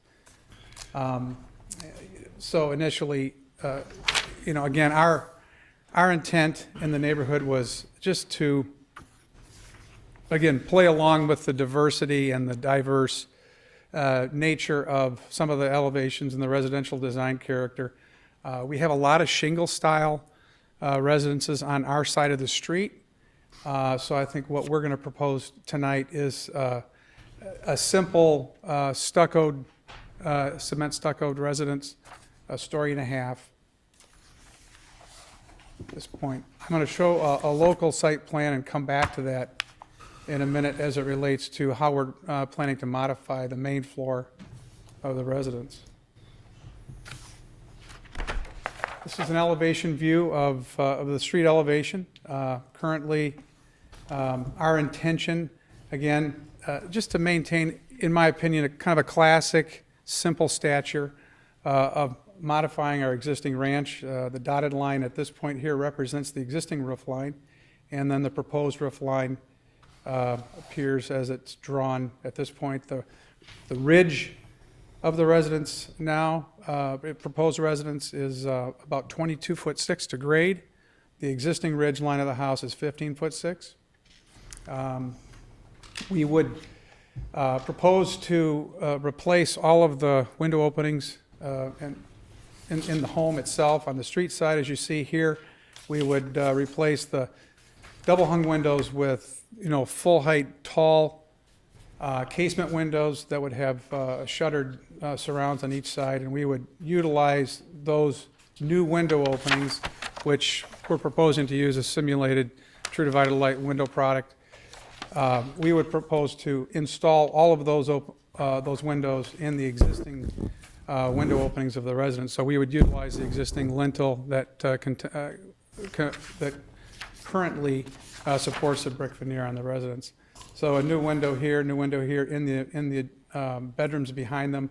We would modify the existing main entrance, as you see here, and proposing to use a limestone door surround around that existing main entrance and replace the 2 windows that are currently into our kitchen right now with tall simulated true divided light casement openings. The other modification that we're proposing is we would like to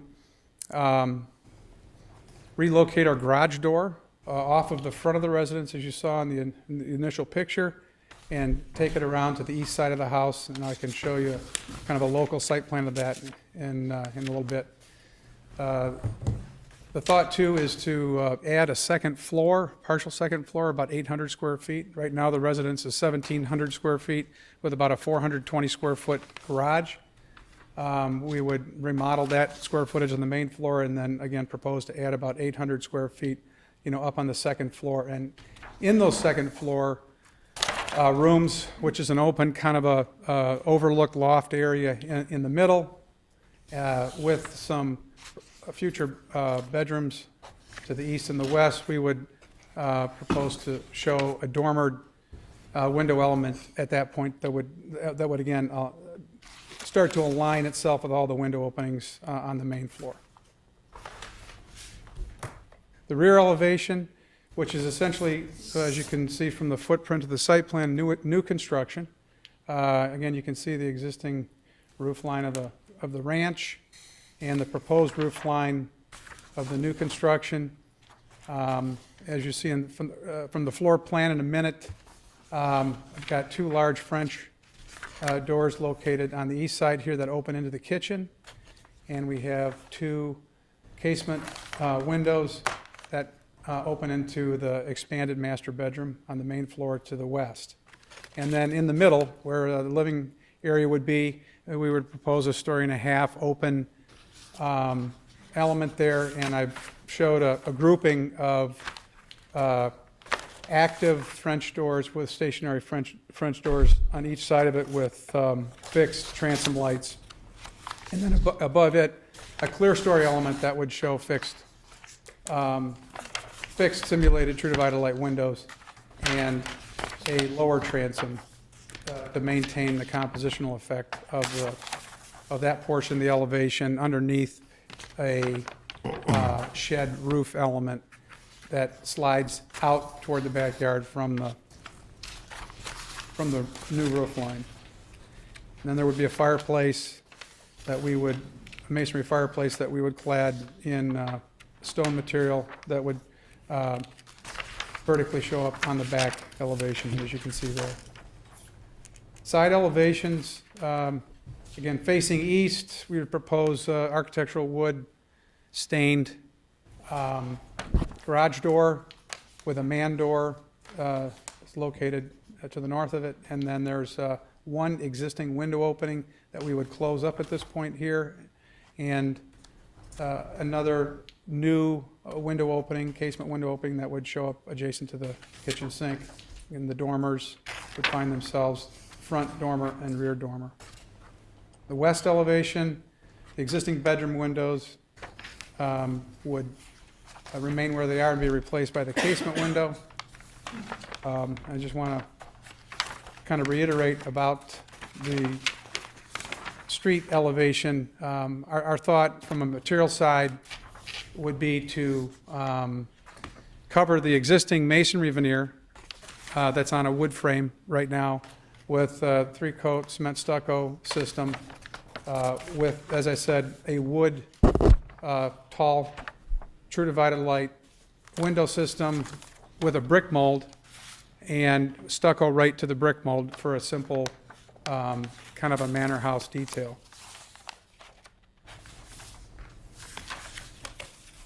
Just showing kind of an image of a residence that we were fond of as we kind of were developing our own ideas about how to expand and develop the ranch that we're currently in right now, and we kind of enjoyed the massing of this residence. We liked the simple stature of it, and kind of a prominent entryway, which we've utilized in our own design. We feel like, it would be a simple, nicely scaled addition on our street elevation.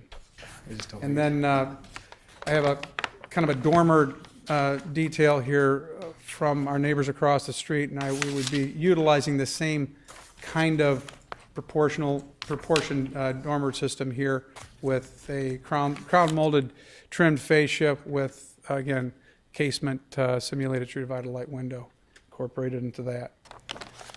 Our floor plan, I'll just be brief on the floor plan. Mr. Pasma, I'm sorry.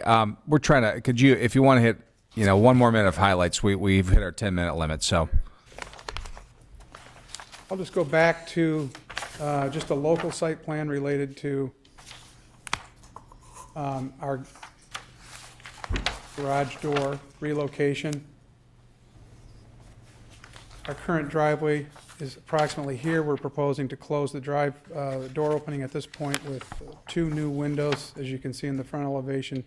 And we would extend the apron, the current existing driveway apron that is existing now, around here and install a new garage door at this point and load in from the east. Right now, we have approximately a dimension of 20 feet from the garage door to our property line, and the existing neighboring property and our property is separated right now by a continuous hedge that travels up to about the middle of our proposed driveway opening, and then there's some small trees that, again, provide a degree of privacy between our residences.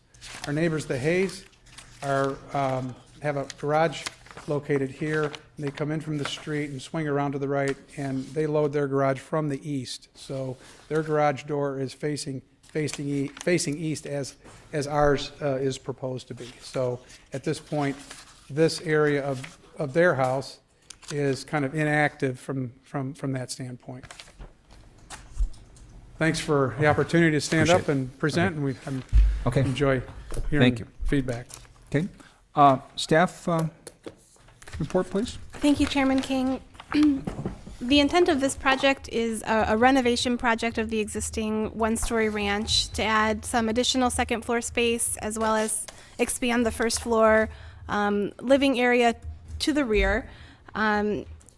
As was noted by the petitioner, the neighborhood is characterized by a mix of architectural styles. There have been homes that have been renovated over the years, updated with additions, changes to the material, to the roof forms, as well as several demolition and replacement structures throughout the neighborhood.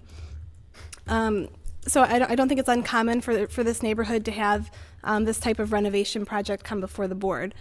There are some key issues that are noted in the staff report. I'll go through a few of those this evening, but tonight we're really looking for input and direction to the petitioner as they refine their renovation plans and look to the board for their comments.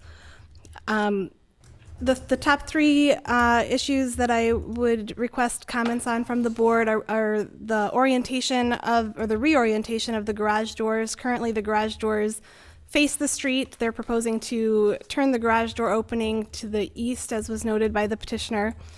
The residential design guidelines do talk about screening garage doors and parking area from neighboring property and the street. By turning the garage doors to the side, it really leaves no room on this property to install any landscape screening. Now, I'm sure the board members have visited the site. There may be some mitigating factors with the adjacent landscaping, the adjacent structures on the neighboring property, but I do think that warrants board comment this evening. The overall roof shape that's proposed, the proportion of the dormers, the proportion of the windows, I welcome the board's comments on those 2 issues as well. In general, the project meets building scale requirements. I realize you don't have a building scale calculation in front of you, but it is compliant with those requirements. And I'd be happy to answer any questions, but I'm really looking for or asking for board input this evening. Okay. Thank you very much. So Let's start with board questions and to staff or the petitioner. Fred, do you want to start us off this time? What is the dimension on the building face to property line at the east side where the garage doors, your vehicle negotiating distance that you have there? About 20 feet. 20 feet, Yeah. thank you. Yeah, I one of the staff issues that came up was whether this is going to be a total demolition or a partial demolition. I know the staff has asked you to come back with some calculations on that, so make sure we're under the 50% rule.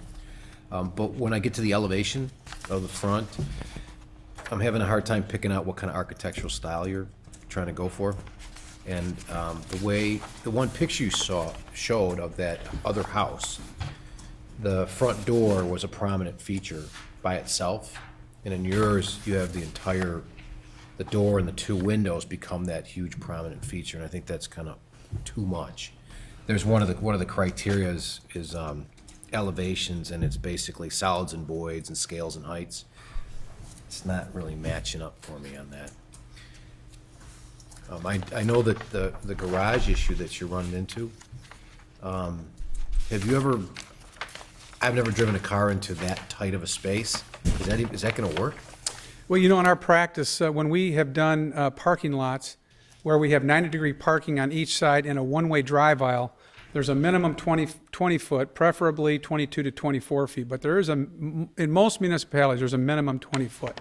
And then, while this I'm sure doesn't apply to Lake Forest residents, having lived in Chicago for over 20 years and backing my car out of my house on the 16-foot alley in Chicago with a two-stall garage door across the alley. I mean, in that tight dimension, as you can imagine, it is tight. It works. And what we're proposing here is we do have a 20-foot clear dimension between that garage door and the property line. I would propose a small landscape bed, a low landscape bed of 1'6" that would take the paving to 18'6". And again, having my civil engineer look at, as you saw, that the local site plan around that garage door, and I scaled that with our Ford Explorer. I'm comfortable with it as it functions now, and we did, as you could see in that drawing, locate what we call a three-point turn apron, and that helps navigate, that kind of a tight spot there. So, Okay, thank you. So the first spot in that garage, how do you get in and out of that first spot? It just seems like it's a really difficult maneuver. Like if you go to the enlarged garage plan, it'll take 2 turns, minimum of 2 turns. Oops, I'm sorry.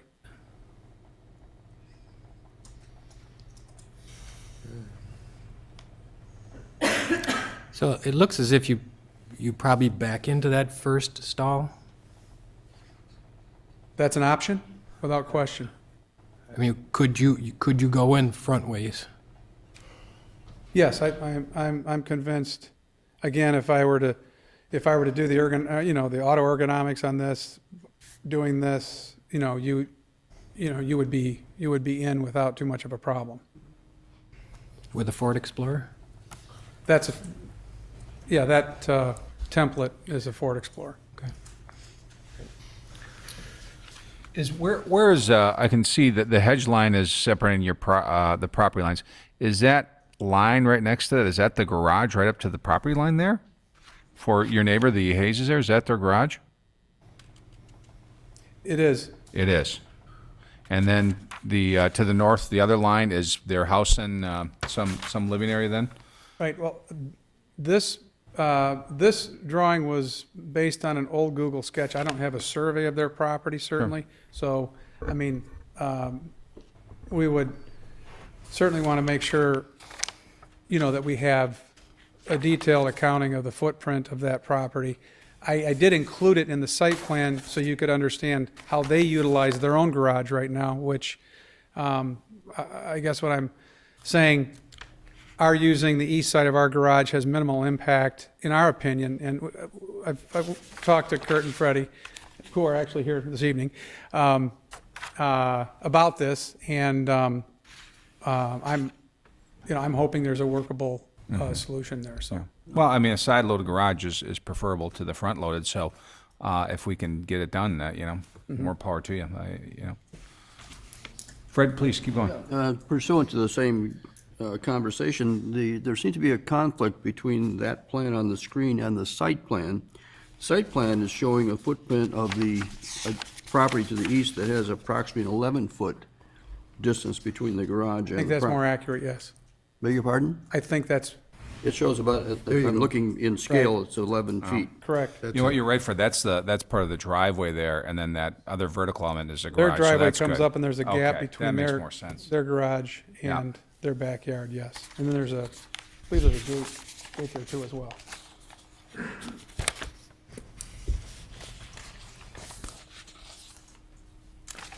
That front facade that Bob talked about, the doorway and then the two larger windows, what was the thinking behind that? Because I do have the same kind of question as Bob, that the windows do not match the other windows on that facade, and it almost takes away from your limestone entry there, the main entrance there. So what was kind of the thinking behind that? The thinking is, currently, here is our existing entrance right now, which we would utilize as the main entrance in the proposed remodel. This is our existing kitchen now. And the thought is to move the kitchen into the back over in here, behind the garage in what is now a family room. And we would convert the kitchen area into a dining room. And we were wanting tall windows to show up in that dining room as it faces the street. So we did, apply a taller window that would match the height. And I think you kind of could see that show up. I'm sorry. You can kind of see it show up in this picture here, where we're using taller openings on the lower floor adjacent to that main entrance. And our thought, again, was to use the taller windows adjacent to the main entrance that would match the height of the entrance door. So if we used an 8-foot entry door, we'd like to have a head height of 8 feet for those two adjacent doors here, and then the adjacent openings into the bedroom and the proposed openings into the old garage door opening would be down at 7 feet. What color is your stucco, are you thinking? We're proposing a warm gray A warm gray, and then the on roof, the light side of the color wheel. and the roof would be Architectural cedar- dimension architectural- asphalt shingle. Okay. And any color on that then? Black, dark? I'd like to see kind of a charcoal with a patina fleck in that product. So it'd be a darker roof, but have that patina effect to it. So And those are shutters at the windows? wood shutters, yes. Wood shutters, and that color would be black, same as a roof, or what? No, I think we would go kind of a tone-on-tone color with the warm stucco would be just a shade darker Oh, okay. than the cement stucco. Do you have a color schematic and all that, or? I don't. Okay. All right, Monica? Okay, I have comments that I'll probably hold towards our comment section that, address staff issues with, but I do have some questions. And my first question is, there's two different elevations in this package. There's the first one that is part of the initial submission, and then there's one towards the back of the packet, which is a front elevation that was submitted later, which has smaller sized dormers. So which one are we supposed to comment on? Yeah, no, the initial submittal showed a higher roof line and a roof ridge elevation, showed a taller dormer. And then, as I've met with Megan over the course of the last month and a half, she shared with me some of the early comments that came back, and, we certainly agreed with some of those proportion thoughts there, and in our opinion, the revised roof ridge elevation of 22.6, which is down 2 feet, and the lower dormer height in my opinion, still provides for a handsome elevation. Okay, so we're reviewing the elevation towards the back of our packet, Correct. the second submittal. Okay, so that's one of my questions. And then, you're proposing a limestone front surround, and then you have a stone chimney in the back. Would those be different types of stone? Yeah, the entrance surround in the front would be a smooth face limestone with a kind of a revealed mortar joint vertically and on the radius door head there. And then in the back, it would be more of a, I don't want to say flagstone, but it'd be more of a earthy common Okay. stone material.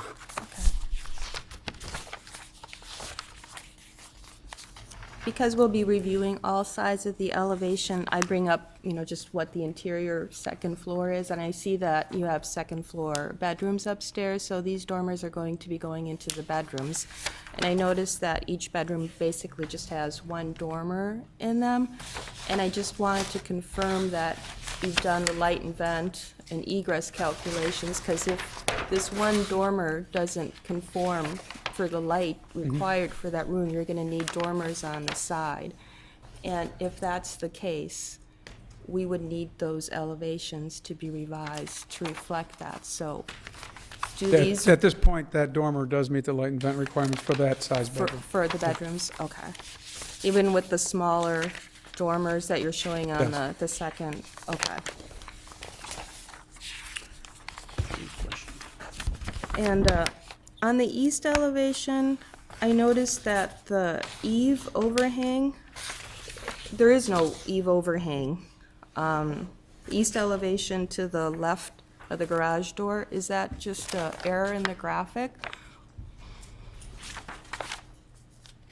No, what happens on the garage side, and I think the drawing may be a little bit fuzzy there, but the overhang over the old garage door opening is about 9 inches smaller than the overhang on the west side of the house. And, In order to maintain a consistent roof slope on the front, because, and because the existing footprint of the house sticks out a bit further here, it is a bit different. okay, okay.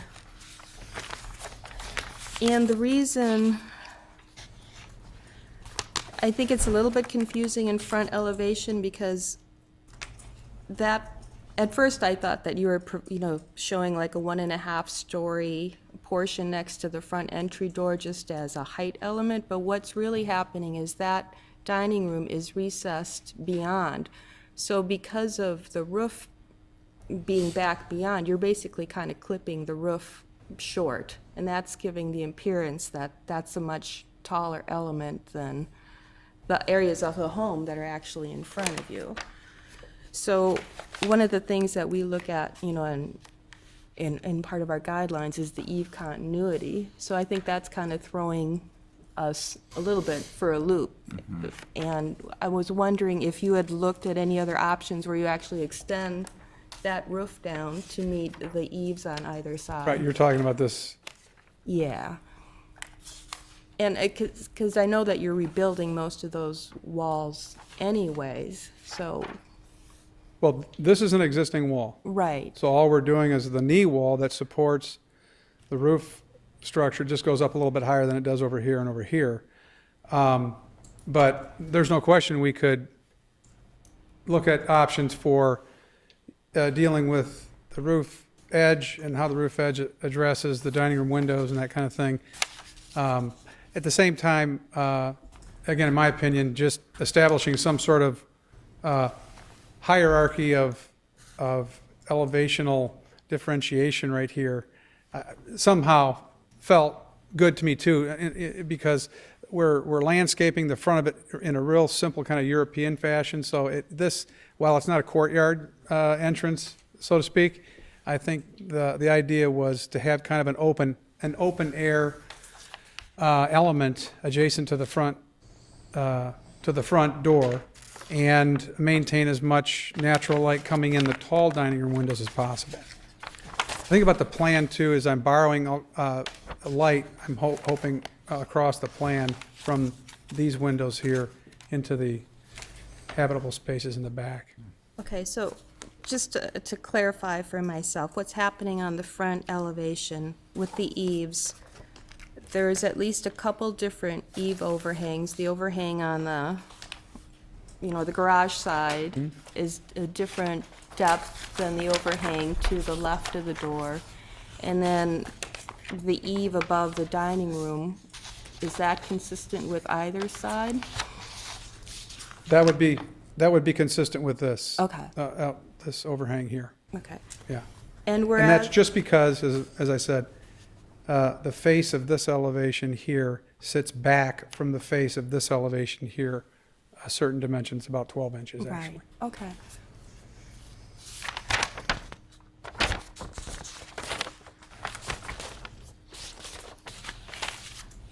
Okay, that's all the questions I have for now. Thank you. In pictures that you showed of example homes that you were looking to mimic, those, by and large, all had very different roof lines from what you're proposing here. I was curious about your departure from that, if that was a look you were trying to go for. I think, our intention here too was to be simple and economical at one point as well. So I did not want to create a complex roof of, big saddles and hips and all that kind of thing. What you're looking at tonight is, my initial understanding of project cost and how we can frame a smaller second floor on top of this existing ranch in an economical fashion. At the same time, give the home a different street stature than it does now. And having driven up and down Hilldale now for 10 years, again, we're very cognizant and very sensitive to not doing too much and then not doing too little. And we kind of want to, be good architectural neighbors, if you will, to the street itself. And so I think that's kind of what's driving the roof line, the dormers in this case.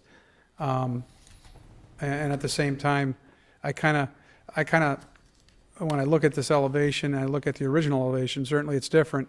But at the same time, it's not an extreme departure from what's there. It's just an improved vertical elevation. And it's something that's within our ability to do it, so. With regard to shutters in the front of the house, particularly the larger windows in the dining room, had you looked at alternatives where you didn't have shutters? I did, and I kind of dismissed it fairly quickly. I mean, we have 4 or 5 stuccoed residences in our neighborhood now. One, in fact, the latest one just showed up on Green Bay, and I noticed in that residence they're using a vertical kind of a French, window door openings on that elevation with a brick mold and stucco, and without shutters. And it really makes the fenestrations themselves look rather small in the context of the whole house. I felt like with this ranch here, we just needed that additional component of a shutter. Now, when you look at a line drawing like that on the screen, the shutters look, they have maybe an overdone sense of importance in the elevation. But if you were to see a cement stucco system here with, on the lighter warm gray side, with a wood shutter adjacent to it on that same surface that's tonally just a little bit darker, you're just not going to get the impact of the shuttered presence in reality that you do when you're looking at this elevation. So You by any chance don't have a picture of that example that you referenced, do you? no, I wish I think a color drawing is probably what's needed to kind of complete the study here. On the inside floor plan, it looks like you have 2 staircases. Is that the case, or one stair that goes up to the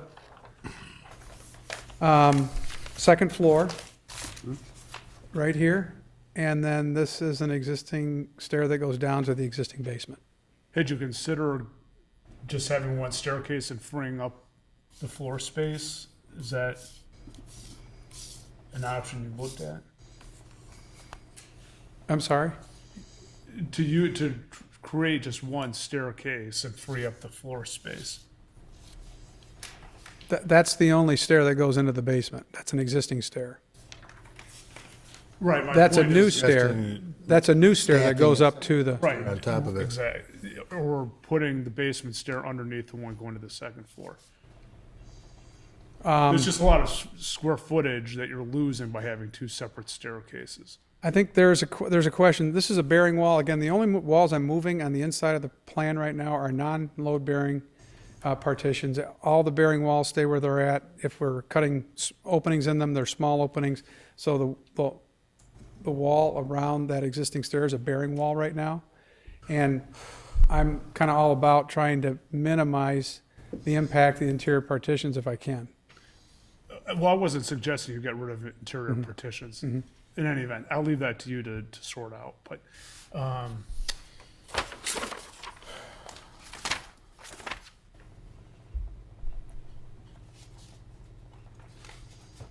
did you look at? There's a lot of stucco on this house. Did you look at incorporating any other elements to help break the stucco up around the house?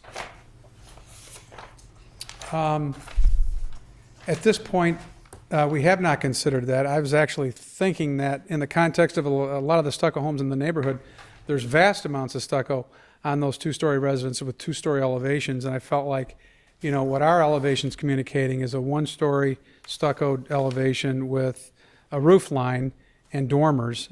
So I didn't feel the need to break up or make the elevation any more busy by adding, for instance, a 2-foot wainscot of stone at the bottom, or something of that nature.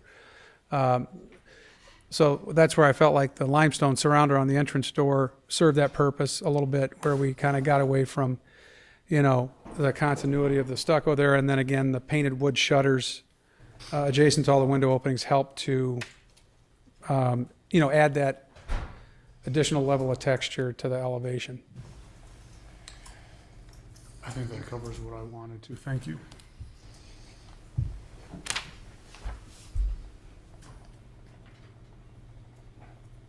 So you're contemplating approximate 1.5-foot shrub buffer at the east side of the driveway between the Hayes property and yours, Yes. which would reduce your turning radius to about 18.6. And that's going to be a multi-point turn into the left bay of the garage. You know, I really challenge you to give that a lot of consideration. You'll tear up your driveway very quickly. Not to mention the squeaking of the tires at night and the neighbors right on top of the drive. They're here in support, but, you know, that is a very real restrictive access. I laud the fact of moving anytime there's an opportunity to relocate a garage door from the street elevation, has the opportunity to enhance the elevation. But this is a significant functional challenge, and may have impact on neighbors, as well as your ongoing maintenance. I am, you know, as well as some of my colleagues, the comments about the front elevation and the disparity in the roof line, as well as the disparity in the material and the windows. I'm having trouble pulling that all together. What style is this? Is this neoclassical? What No, would I you would say, term this? you know, it has overtones of, you know, a French provincial look. I mean, that's kind of what we saw, I think, in that image of the residents that we kind of, The images you juxtapose here certainly look like they're David Adler-esque type of French provincial, I don't know, having trouble tying this.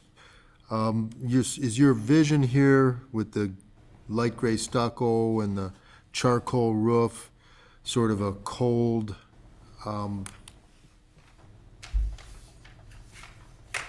harsh exterior? I mean, have you given any thought to perhaps, you know, you have straight lines, so have you given any thought to cedar shingles, machine cut? we have, and as I said earlier, I think the street elevation of our street right now is predominantly painted wood shingle right now. And we have enjoyed the stucco residences that are around the neighborhood.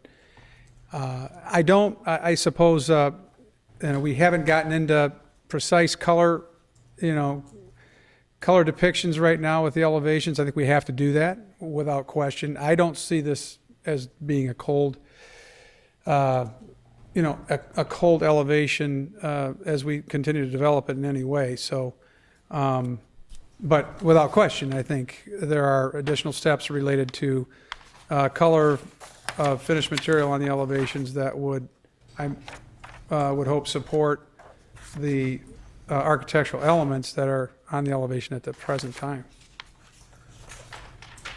A lot of exposed roof now to the front elevation. Monica had mentioned the windows in the bedrooms. You've done the calcs. Those look like they'll be dark bedrooms, though, regardless of the calculation. You have deep trough dormers. Those all 4 bedrooms. Those areas will all be dark. The thrust line at the edge of the bedroom wall will be about 5 feet tall before it goes into the dormer window condition.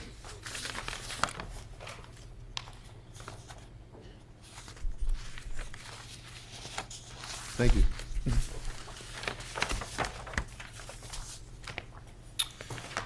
Any other questions from the board at this time? Okay. Oh, Fred, please go ahead. Just one question. Did you have any function intended for the loft, or, how would you propose it would be used? It's lacking a label, but doesn't mean it couldn't be used. It's too much for circulation. What have you thought about that? Yeah, by relocating the kitchen behind the garage in place of the current family room, that's most likely what the loft would serve as upstairs. It'd be just a family room lounge kind of sitting area. Yeah, that's just provocative. In that the knee wall is 4.5 to 5 feet high. You don't have headroom as you're getting close to the edge, and you've got the dormer shafts interrupting frequently enough to defy furniture placements to a certain degree. So I'm just curious that it'd be great for a sleepover for kids to put the sleeping bags out. I think that would be I think that's part of it. Prime use, but that probably would not be your everyday use. Right, and I think being upstairs, it's a kind of a bit of a getaway. I think you furnish it differently. I think, once we get in there, we're going to find out what's suitable up there. But, believe it or not, having a thrust line at about 5 feet, it gives you quite a bit of space planning opportunity within the full footprint of that room, because the roof does travel up pretty quick. And so we have good, ceiling height up there. I think it'll feel like a nice volume space.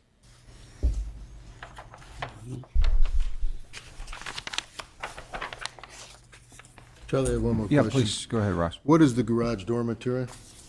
It's architectural wood. And it's Wood garage style door, is- and the drawing doesn't show it, but we would have glass lights in the top panel. Thank you.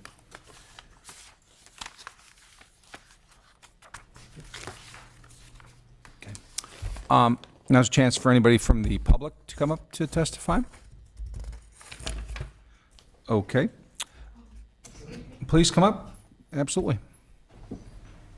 My name is Winifred Hayes, and I'm one of the neighbors, as is my husband. We're the neighbor immediately to the east. And I just wanted to clarify a few things. The Pasmas are wonderful neighbors, and we certainly want to see improvements in our neighborhood. We really have not had time to fully consider the impact of the garage and the driveway movement on our own property. And as you all have noted, it's very close to our property. So I think the comment was made that we're here in support. We're certainly not here in opposition, but we're here to learn. We really can't say whether we support the driveway or not till we more fully understand its impact on us. So I just wanted to make that clear to the board. Thank you. Great. Thank you. Anyone else? Okay. Mr. Paz, you have a chance to, if you wanted to address that concern from Ms. Hayes. Without question, we'll endeavor to, get that enlarged plan out on the table and have it fully dimensioned and have every, as I said, auto ergonomic consideration, talked about to make sure that, certainly ourselves as occupants of the house, we aren't signing up for a problem. And, again, as I said, living on a 16-foot alley with double door garage doors backing up 16 feet away, I know that it's possible. And so I have an additional 4 feet here that I can, that I have bumper room over landscaped areas to maneuver and that kind of thing. But I'm just not afraid of it, from a mechanical standpoint at this point. But at the same time, we're definitely going to be open and with the Hayeses to make sure they completely understand what we're trying to do. Thank you very much. Okay. Any final questions from the board to the petitioner staff? Okay, seeing none. Just to clarify, at this point, we're not moving here for any kind of approval at this point, more direction, Megan, at this point. And so I would suggest for the board then to, give suggested changes and constructive criticism, whatever we can do to help make this path a little easier when this petitioner comes back in our comments. Okay, so Fred, why don't you want to start? Well, I'll jump in. Just a suggestion of something maybe to investigate. Namely, your front door and your entry with the stone treatment around it to announce it and so on is, of course, not symmetrical to the facade, while everything else on the facade is. So it begs the question whether or not you might remediate that in a certain way. One suggestion, as I'm leading up to, would be to consider creating, with the same element that you have, repeating it, that is making it 3 times as wide as it presently is, 3 bays instead of 1 bay. And to make that a loggia that's projected out from the house, in other words, an outdoor wall surrounding penetrated, a punctured wall enclosure with the same treatment that you're showing on 1 bay, which perhaps has its entry in its center bay, that is the stone walk coming up or the pedestrian access to the center, arriving to an open space within which they find a door to their left. And it would not affect your dining room floor plan, which of course would be destroyed if you put a front door in the center bay. You would lose your dining room and create a huge entry that you don't really need, and so on. So just a thought is to have the walk lead you to a center bay, which then introduces you to a space from which you find a door to your left, which is not announced to the street because it's within the confine of that enclosure. Just a thought. Yeah, my concern is that the front door with the 2 adjoining windows off the dining room just overpower. They're so disproportionate to, I don't know if the word's fenestration exactly, but it just doesn't make sense. I know exactly why the petitioner wants to do it, because I would love great light in my dining room too. And then when you just flip it around to the backside, it's the same thing. He's got a bunch of different lights in here, and for sake of it, I'm assuming he's gonna make sure it matches all up consistently. But it just seems, on the backside, it's really busy as well.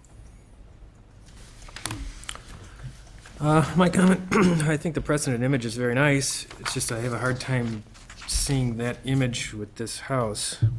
And, and the other thing is the consistency on the eaves and the four elevations. And I think that the garage is very, very difficult to work, so I have concerns on whether that's going to be as successful.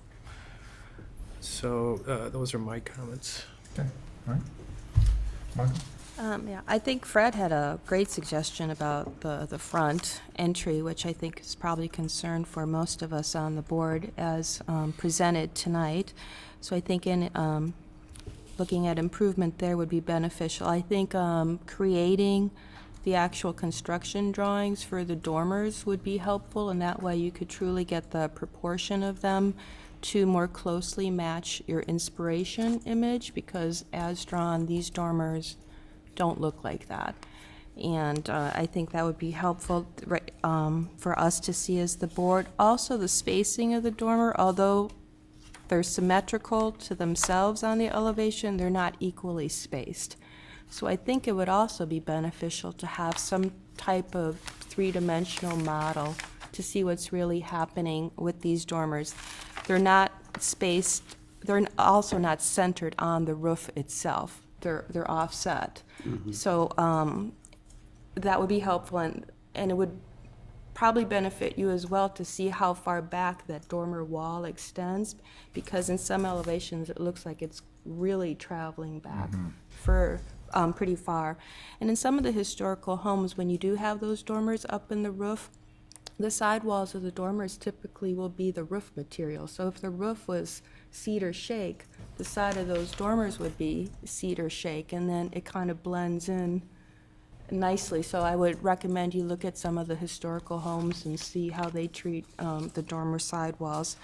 And I also would suggest that perhaps you would match the stone from the front to the rear fireplace, so that limestone is something that's carried throughout the project, so that, I know maybe you want to be a little less formal on the back, but perhaps you use that same stone and maybe even give that fireplace a little bit more mass. It doesn't seem to really be holding that large window bay as strongly as I think it could. And, the obvious things are making all the window mutton proportions consistent throughout. The eave overhang, the inconsistency of that, I think, is something that really needs to be addressed, because on a house that you're trying to have the simplistic massing in, the beauty's in the detail. It's all gotta sing and have the same depth and consistency throughout. And the garage, the depth, I think that's something, if you're comfortable with it, that's wonderful, but I think you should really examine and make sure that it works for your family. That's it. This is one that I honestly have a hard time putting my thumb on what about this that troubles me. There are elements, and part of it might be the difficulty to convey what you're trying to do with a simple black and white, elevation, where, photographic examples that are really applicable to the design you're striving for would be helpful, as opposed to photographs of buildings that aren't really what while you say you're aiming at, are not representative examples. I'm having a lot of trouble with the center element of the house and the mass of that limestone entryway overwhelming the rest of the front. And again, I'm having trouble telling you what is missing or needs to be added. And I think it would be helpful for me in any event to see some alternatives that work for you. I do have a concern about the side load garage. I agree that it cleans the front elevation up, but that's a permanent change that, whether it's your lifestyle, living with a difficult ingress egress out of the garage, or a future homeowner at that site, I have just trouble accepting that turning radius is really a viable long-term solution for yourself or a future homeowner. I would be interested in seeing alternatives to the roof line. I know that you're cognizant of cost savings, but I think that there might be alternatives to how you lay out the roof that might solve a couple different presentation elements of the elevation. That's really all I've got. Thank you. I concur with my colleagues, very good comments, and without repeating, I would like to just recommend that there's sort of a lopsided formality to the home that is inconsistent, certainly, with the neighborhood. And I'm having trouble with that inconsistency, and I would encourage you to perhaps pay attention to the neighborhood in terms of materials and be more harmonious in keeping with the character of the street, while still achieving your goals. And then, of course, the comments about the entry and the roof and the windows and the garage, and all good comments. So look forward to seeing this again. Thanks. Yeah, I do appreciate you bringing this before us and seeking input. I agree with the comments of my colleagues. The one thing I would add that has not been talked about much at all, if at all, were the east and west facades. When I look at the existing structure and see what we're going to be doing here to this house, expanding back, I don't know, it looks like 12 feet, 15 feet, and then rather large roof form, including the dormers coming up. I think you want to be real careful on those east and west facades as well, because there's going to be much bigger elements here that your neighbors are going to be seeing. The streets are going to be able to see this, et cetera. I don't have any input, just to be aware that I think what you've got right here on those elements probably needs a little work as well, rather vanilla right now. So I think you want to be aware of those facades as well moving forward. With that being said, any other comments, folks, or I think so? At this point, Megan, do we just vote for continuance, or what do you need from us now? Okay. Okay. I move to continue the petition based upon the comments for review and further submission. Okay. Second. Okay. All in favor? Aye. Aye. Opposed? Okay. Thank you very much.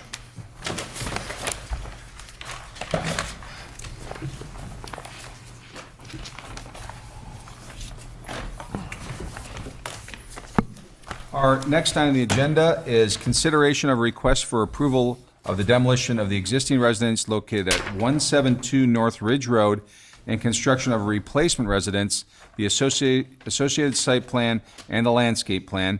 The owners are Stelios and Helen Logarkis, sorry, I'm probably butchering that. And the representative, John Swerk. Got that right. Architect, thank you very much.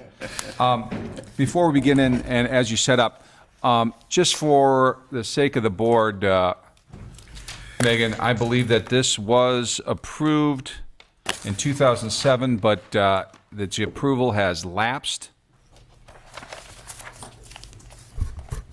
That is correct, and I can address this now, prior to the staff comments. This project was presented to the board back in 2007. Board approvals are valid for a period of 2 years. So since 7 years has passed, the approvals that were granted back in 2007 have lapsed. This is being presented to the board as a new petition for demolition and replacement of the structure. So we should treat this as a new petition, period. That is correct. Okay, thank you for that clarification. Okay. Mr. Swark? Good. John Swark, I'm president of DDCA Architects. With us tonight are homeowners, Helen and Stelios Lagorakis. Megan did a good job of the basic initial presentation or the background of the project. I'll try to stay within my 10 minutes, so it's going to be somewhat quick. You got a pretty big packet. So the proposed home was originally built, we're thinking around the 50s. It's in a property was originally platted as it presently is. The existing neighboring homes have consistent setbacks that appear to meet the current requirements. The lots are typically rectangular in plan and relatively flat. The neighborhood has no special or unique characteristics that I could tell. The proposed home will be placed in a consistent rhythm with respect to the adjacent homes of similar plan size, similar setbacks, and of a shape and scale fitting within the neighborhood. The proposed building exterior building exteriors are typically roofs with a gable pitch of about 8 to 12. Some walls are cedar shake and roof walls of accents of masonry. Neighboring homes have no consistent pattern. The proposed home will not be as low as the ranch homes and not as predominant as some of the existing two-story homes. The neighborhood right now has a combination of ranch homes, 1.5 story, and some 2 stories. The predominant facade material is single cedar shingles with accents of stone masonry. The home is a 2-story gable structure that runs parallel to the street with stone and chimney base, a continuous single-story porch, and a smaller gable highlights the front facade. Neighboring home facade materials are typically stone or brick masonry with wood siding or trim. There are a couple mansard-style homes that have cedar shingles on the upper mansard portion of the facade. The property, the landscaping consists of a large quantity of trees that will remain. The existing pine trees located at the north side of the lot along Ridge Road will be preserved as previously requested by the review board. If I flip over. That's a few pictures of some of the existing homes in the neighborhood. Again, it's kind of a series of ranches, 1.5 story and 2 story. Some front load garages, some side load garages. Existing home pertaining to the statement of demolition. There's major grading problems on the site. The house is extremely low to the adjacent grade. When it does rain, there's a big stormwater flow from adjacent properties. A subdivision was built a few years back that really was raised, and all the stormwater comes to this lot. When you look at the grading plan, the civil engineering plan, you'll see there's a pocket of water that just sits there now. So the new house will address that. When it does rain, there's some photos of top left photo, flowing stormwater going through the side of the house. There's basement stairs in the back. You can see it go right down the stairs. The water goes down the stairs. There's a picture of the typical heavy rain, basement flooding. There's foundation issues with the water. Seepage at the exterior walls and slabs. Seepage between the top of the foundation wall and the start of the masonry because the grade is above the masonry joint at the foundation line. We did go through repair criteria. The things we needed to repair for the house was prevent water damage from entering the house, repair damage and crumbling structure, clean up mold, mildew, other potential hazardous materials. Problems with repairing, the entire house has to be raised from the foundation to get the right height for the proper grading of the house. The exterior solid wall masonry construction. It's one width of masonry. Foundations will not, any foundation repairs that he has quoted will not be covered by any warranty. Estimated cost of repairing the house is about $650,000. Reconstructing, remodeling in the neighborhood where existing homes are valued at about $500 to $1.2. Now the result, the one-story ranch house would be like $1.2 to $1.4 million, but they tried to modify what was there to what they really need to have for their own use. So we did a drawing of a replacement structure. Again, these were done back in 06, 07. Again, in a matter of time, I'm going through this fairly quick, sorry. Basically, it was a second-story addition across the middle of the existing home. You can see architecturally not very appealing. Height is about 24'8" to the peak, similar to what our new proposed replacement structure is. This is just an overlay of the existing house and what we could do with the interior as well as where we put stairs to get to the second level. That's the second level plan. That ultimately is not really the space they really needed for their upstairs. This was existing, this is the proposed elevations overlay of the replacement structure over the existing house. So as you can see that the front elevation, we're a little bit wider to the right than the, we're actually shorter than the existing house, sorry, on the replacement structure. Left side, obviously, we're deeper to the rear of the house. This lot is approximately an acre, if I believe, and fairly flat. Again, the existing elevation is the grayed out one. The new elevation is the non-grade. Streetscape, to the left and to the right are both ranch homes, as well as the house that we're planning to demolish. This is showing we have about 49 feet to the property to the left, house to house, and about 121 feet to the right house. Floor plans of the existing house, basically 4 bedrooms and bathrooms upstairs. Downstairs is a 3-car side-load garage, breakfast, family room, dining room, living room, library, and a rear screen porch. This is a schematic site plan, also indicating where the adjacent homes are. What you can notice is that we have a 40-foot front yard setback. We are actually going greater than that setback to pretty much align with the adjacent house to the right and kind of keep it in line with the left. It's a little bit of a curve on the road, but we are trying to maintain the existing setbacks of the existing homes in the neighborhood. Some supporting documents, the plat of survey we have, the deed we provided. There's a letter from the civil engineer talking about the drainage. We have a site grading plan, the landscape plan. One of the staff comments I noticed was that Megan mentioned that we did not provide a scale workbook for the submittal. It's in the submittal. You should have that. And it was the 6 square feet over is what or under we are, but it was submitted, so you should have it in your packet. And then what I'd like to go through more importantly is in 2007, the review board at that time had us look at some very specific items. So this slide is showing what we previously submitted on the upper right. And then to the left, there's A, B, C, D, and E. So A, they were talking about adding some brackets across the garages.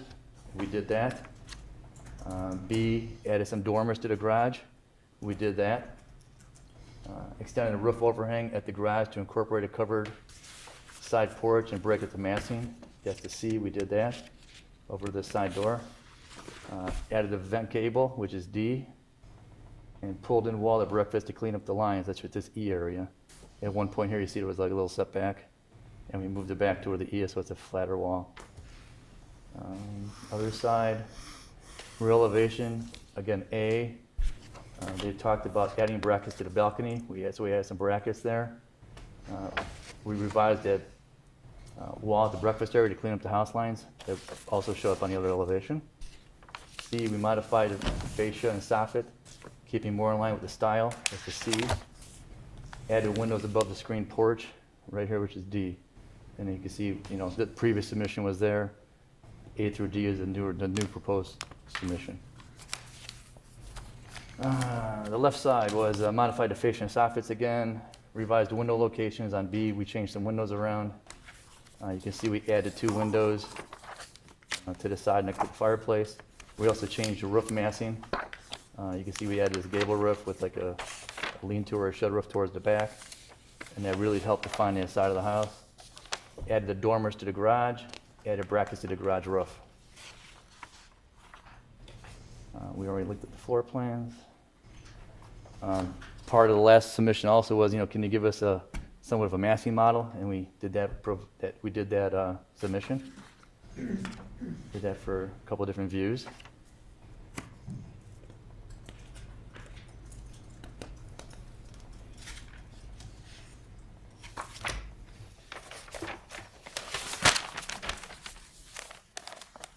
We provided a site plan. The original submission back in 2006, 2007 did have a full circular drive. The owner still would like to have that, but it was a comment back then to keep it as a single entrance drive, and preferably on this side, because there's some pine trees right here, a pine tree, that we wanted to maintain and not get involved with trying to hurt those trees. There are some comments. We can go through the staff comments a little later. This is a grading plan. The low spot in the backyard, basically, there's going to be a private storm sewer put in with a catch basin in the middle of the backyard. That's going to be underground sewer line going out to the city storm sewer in Ridge Road. And that basically will solve the drainage problem on this lot, as well as I believe, there's a letter from the engineer, I believe we collect about 3 or 4 acres of additional adjacent ownership or land that comes to this property and drains. This next one is all the bulk workbook. We don't need to go through that. And then there you can see the proposed front elevation. Basic structure is an architectural shingle style roof design. The samples are on the wall right here. Basically, it's a cedar shake roof, a painted cedar shake siding with white trim boards, and a Fond du Lac stone, full face stone as a base, and also the fireplaces. We also obviously have the rear elevation. Actually, it's written down twice. It's a rear and a left side, or right side, sorry. They're just labeled wrong, sorry about that. Floor plans. That's it. Basically, the construction drawings are 100% done based on the last review board's recommendations, which were supposed to eventually get submitted to the staff for final conformance to make sure we complied with their recommendations.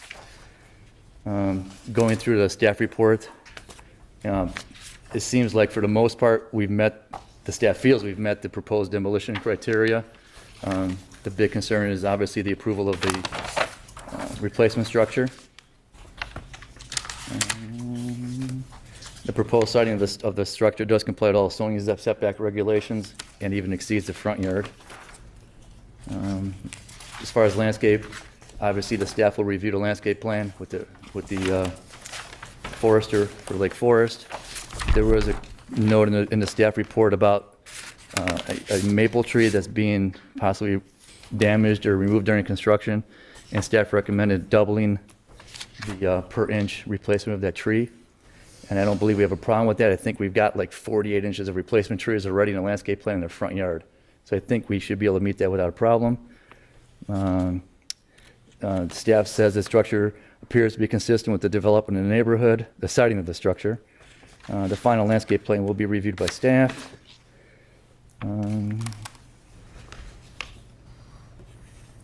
You got the bulk regulations. That's my last page here. In general, the staff says that chosen materials are of high quality and will be compatible to the neighborhood for the shingle-style architecture. The one-story proposed porch in the front kind of helps mitigate the two-story house in an area that has single-family ranch homes, at least to the left and the right of the existing house.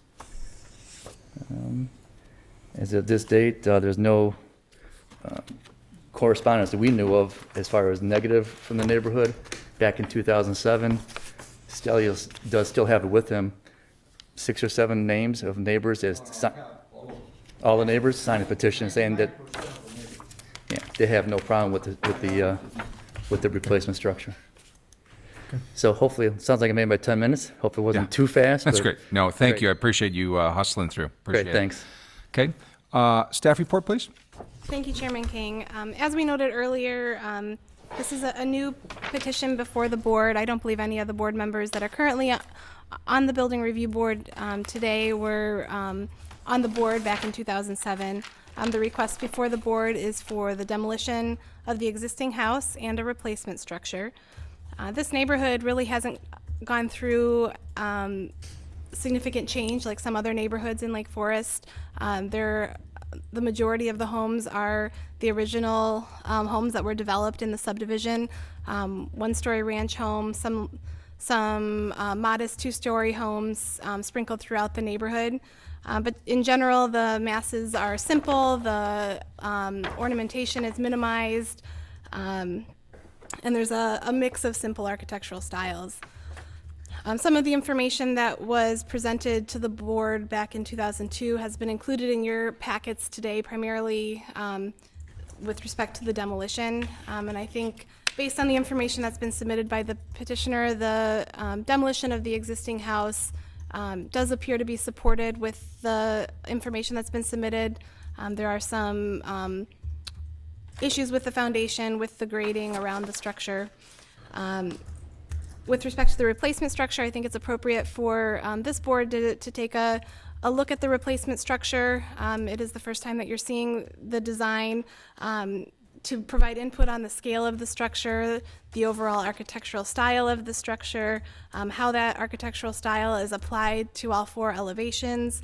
You're looking at the window proportions. Are they consistently applied throughout the design? And all of the standard design topics that the board touches on with new construction. With respect to the buildings, the comments in the staff report regarding the building scale calculation, it is the assumption that the replacement structure complies with building scale. We were not sure if the numbers that were submitted related to the information that was submitted to the board back in 2007 or reflected the modifications that were made as a result of the board's approval that was granted at that time. There is some information in your packet that is labeled staff requested study, and I believe those elevations actually are reflecting the board's conditions of approval, the work that was done after the board reviewed the project and the owner was preparing for building permit. So I do believe that those are the images that the board should be evaluating this evening. They do reflect the most current design. With respect to the landscape plan and the site plan, this property does have a lot of mature trees on the rear portion of the property. There are mature trees adjacent to the existing structure that will be impacted with the proposed construction. I think we need to understand how the construction is going to really impact the trees that are immediately adjacent, and how the evaluate the landscape plan to assure that the character of the landscaping is consistent with the streetscape, which really does allow for views into the lot and views of the front elevation of the homes. So I think compatibility along the streetscape is an important topic for the board to discuss, so that the landscaping and the massing of the structure can blend seamlessly into the neighborhood. So I'll leave my comments at that. I would be happy to answer any questions that you may have. Thank you. Okay. Thank you very much. Okay. Time for questions from the board to staff. Ross, you want to start things? Sure. Has the house been uninhabited since '07?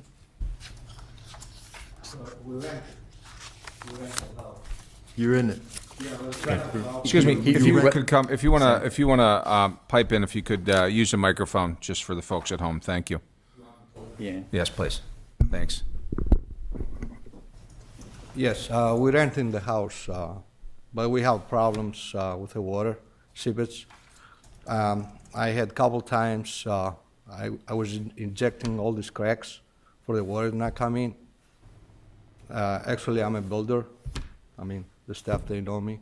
I'm local from Lake Forest, so, and I love to have addition. I mean, it's less cost for me, but there's no way with these foundations.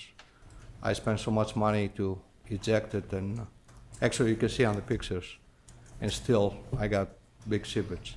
And I told my tenants, they're renting the house to have the pellets down and to not store any valuable furniture or anything like that, because the basement, gets flooded. So they know about it. If I may, Stelios lives in Lake Forest and plans to move into this new house. Actually, the reason I bought this property, it's about 1 acre. I live on Elwha Farms right now. I built this house, and I have about half an acre. My backyard it's small because it's a corner property, and John Shork, he designed the house for me too on that. So I like, you know, the backyard. I'm outdoor person. I like my vegetable gardening, you know, and I have beautiful mature trees on the back.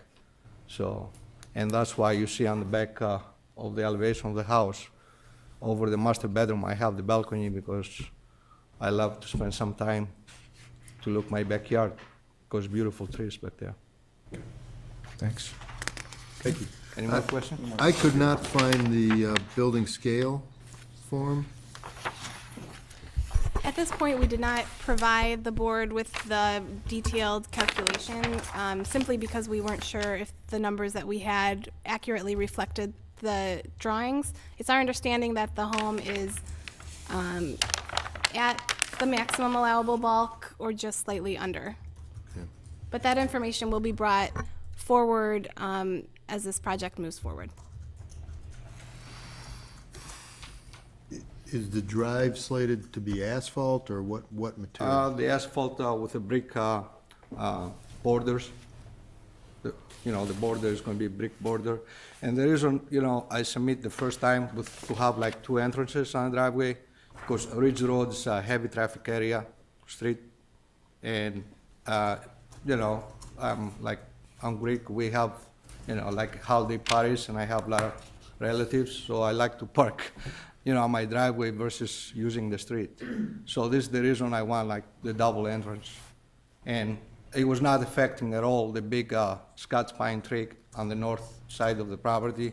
I was, I think, over 20 feet, 25 feet away, the entrance. So that if it was a circular drive, basically this radius just continues straight down and comes between this turf area. Yeah. And the reason why we left it out, because we're trying to stay as close to what the last board approved, knowing you're still a new board, but try to keep the same recommendations, at least to start with, from the last approval process. And is the width of the property would conform, would allow a circular driveway by code? Yes, the code's about 90 feet, I believe, for the minimum for a circular driveway. I don't know. This property is wide enough to support 2 driveway curb cuts. However, from a character standpoint, there aren't very many properties in this neighborhood that have a circular drive or a horseshoe-shaped drive. And that was part of the consideration that occurred back in 2007. Thanks, Megan. Can I say one more thing about that? I have to make a little statement. There are about 5 properties on the street with a circular driveway down the street. What is the porch material? I'm sorry? The porch material? The porch material, I mean, on the floor we're talking about? Yes. On the floor, I'm going to use, it's a stone. I'm not going to use a concrete. I mean, it's a stone. It's a 4-dimensional stone. It's 1.25 inches. It's coming out of Mexico. It looks like a you know, marble type, like interior tile. So I'm going to use that, you know, on the bottom of the. It's not going to be, you know, exposed concrete. And the gutters? The gutters, they're going to be aluminum gutters, and they will match the color of the windows, the exterior windows. And most likely they're going to be like a sand color, or white. I mean, but they're going to match the exterior window color. That's all for now. Thank you. You're welcome. Thank you. Good evening.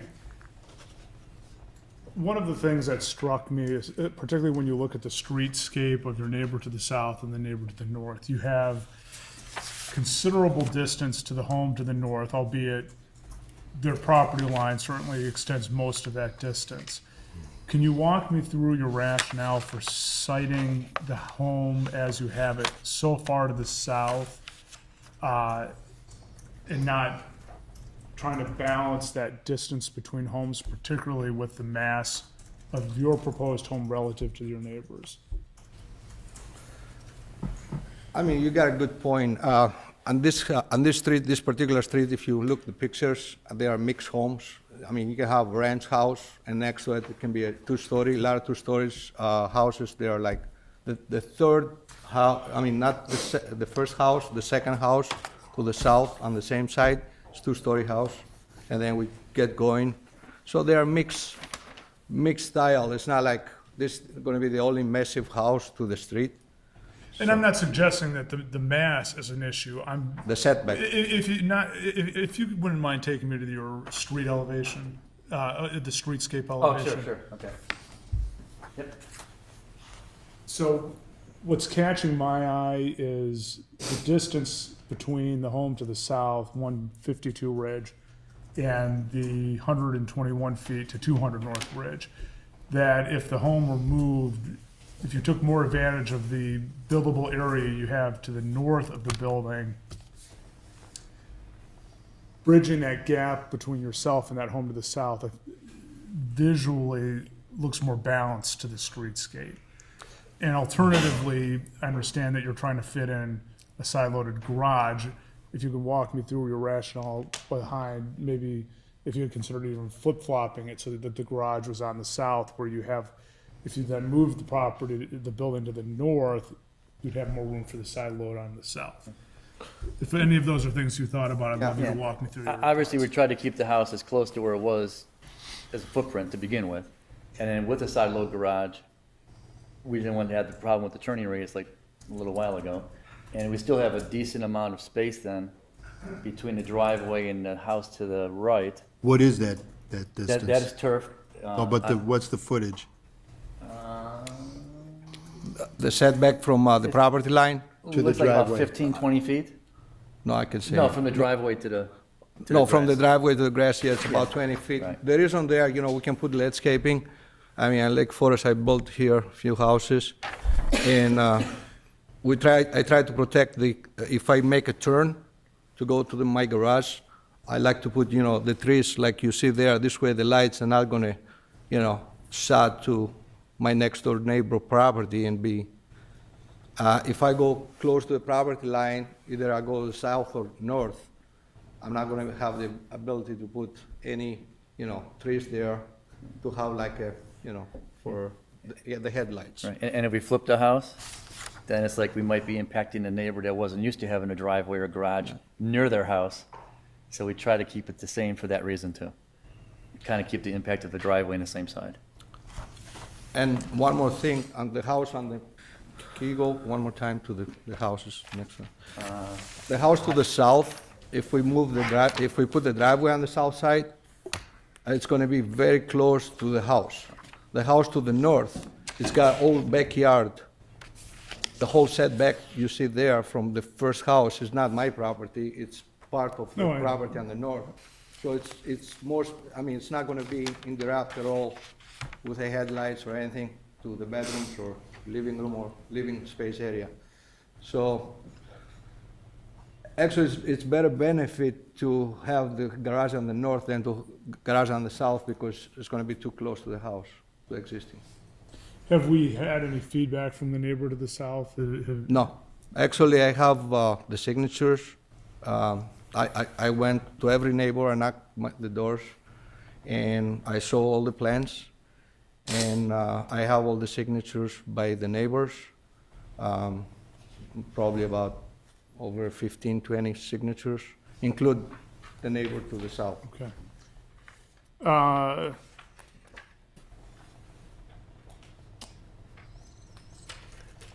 On the second floor of the rear elevation, how deep is that balcony? The second floor,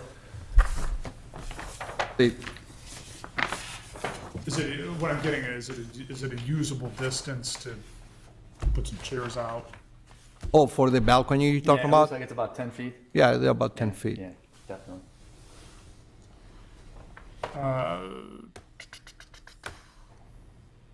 One of the things that I noticed, just as a detail on your second floor plan, where your stairs are curving up from the first floor to the second floor, just where that wall meets below to the second floor, it didn't appear that it was necessarily lining up This right here? Yeah. It may, I'm just pointing it out as Yeah. a detail to look at. Okay, thanks. My only other question for the city is the runoff mitigation, is that a city project or is that the homeowner's project? As part of the redevelopment of this lot, the petitioner has developed a drainage and grading plan, and that would be accommodated by the property owner as part of the construction project. So the city is not footing the drain tile or storm sewers? or I whatever wish. I wish. I No, mean, but we have reviewed the plan as we would other plans for new single-family homes. And, we do agree with the petitioner that it will present an Yes, improvement to the drainage in the the area. topo, the topo. That's all I have. Thank you very much.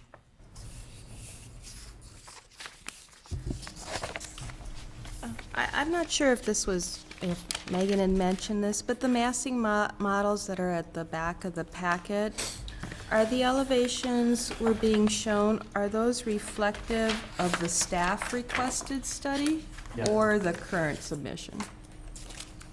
Like, you know how, Staff requested Study. / current submission. Okay. We believe we progressed but the last staff. If you go back a slide, okay, so there's the current submission, and then there's the staff requested study, and there's a bunch of models like that. Are the elevations we're reviewing actually the staff requested study as opposed to the ones you're labeling current submission? We want to do the staff requested ones. Okay. Correct, yes, Okay. yes. Right. And it is pretty clear, like on this current submission right here. Right, but Right. but what's labeled current submission is not what you really want, right? I'm sorry? On those models, Yeah, this is, the thing I want, I mean, the staff, they have very good points. I mean, if you see the changes we did on the south elevation. Right, they there, moved the with the windows gable and to the everything else. front. Right. I mean, whatever they did, it was correct.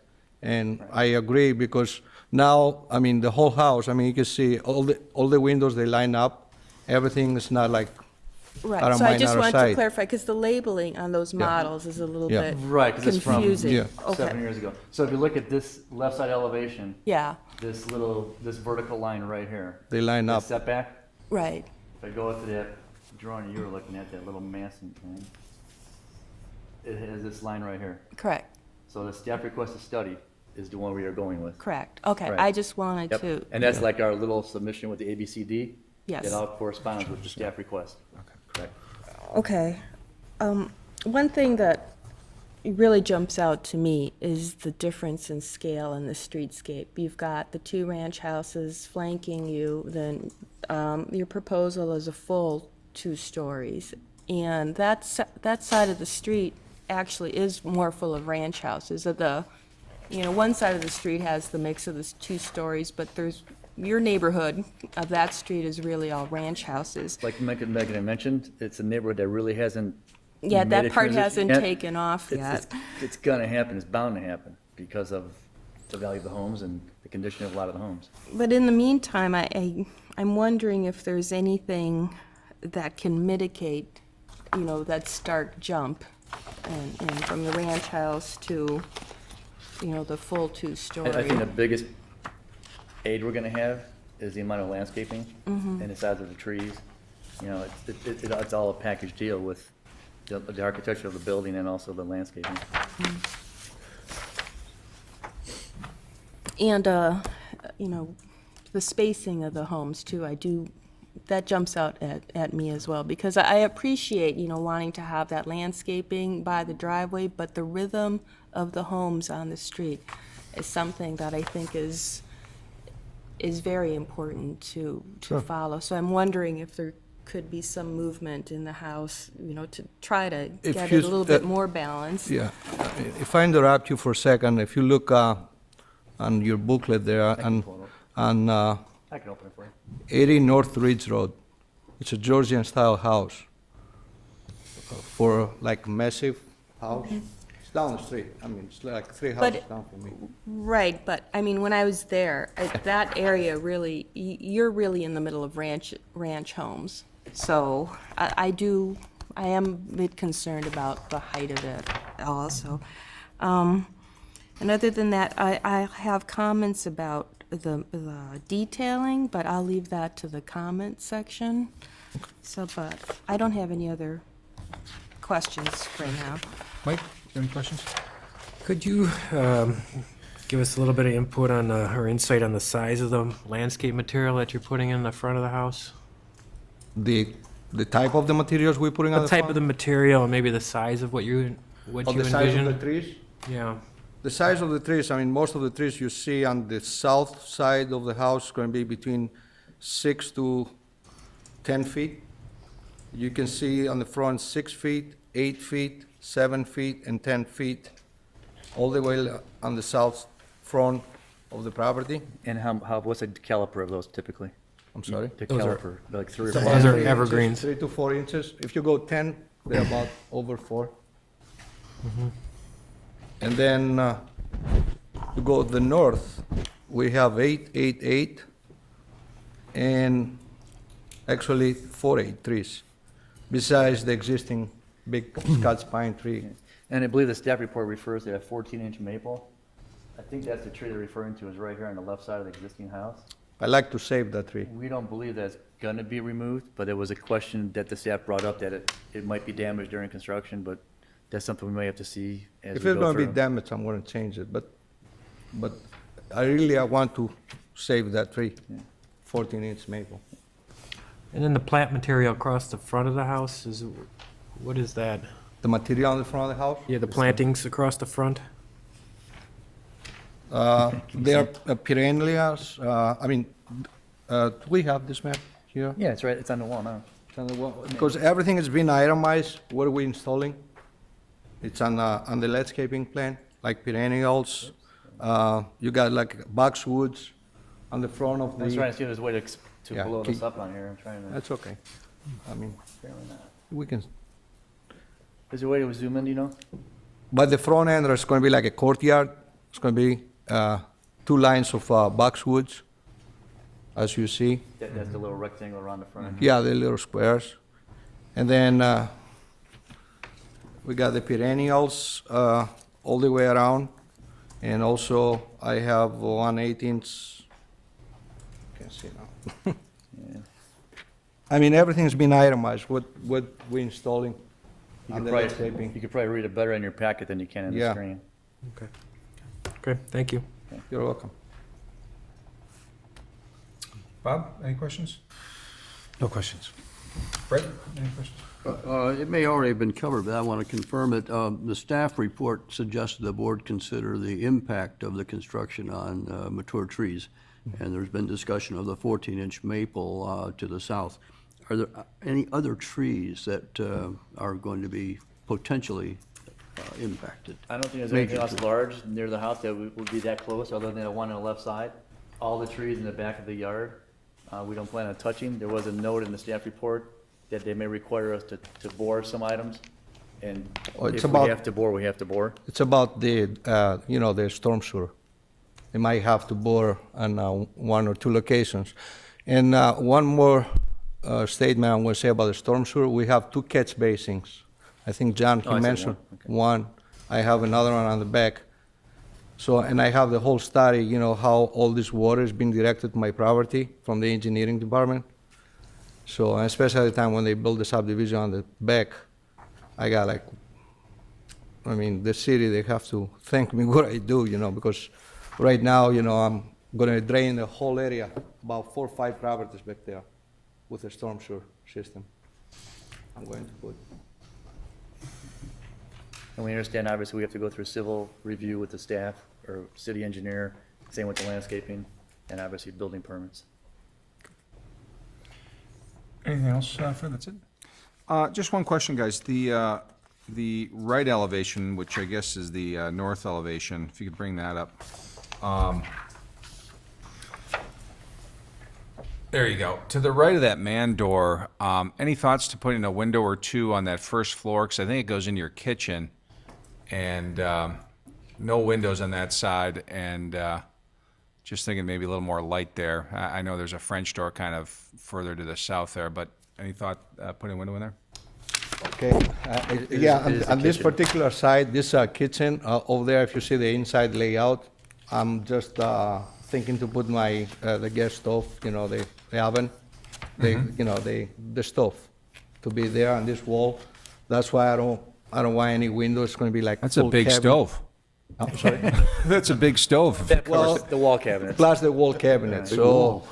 Big wall. Yeah, another thing what I can do, I did that before. I put like 12 by 12 inch windows above the counter, but they look like a little boxes from outside. I mean, that can bring some light. This is something, but I don't know how good it's going to look from the side. Okay, I was just curious. Yeah, you got a good point. Yep. That's all I got. Any other questions? Okay. Opportunity now for anyone from the public to testify. Thank you for your patience, sir. You've been waiting a while. How you guys doing today? How are you? Robert Dickey, 200 Northridge. Oh, hi. Northeast. I never mentioned, new neighbor. The only concern we have is the driveway, not being a horseshoe driveway, is the headlights coming in to our, our house is right directly there. It's 121 feet, but Here. Are you right or left? we're the north side. The north Okay. side. You're on the north side. Okay, good. So like, Right there, right. they're coming in, swinging the turn. Then the other question is is the drainage gonna be adequate?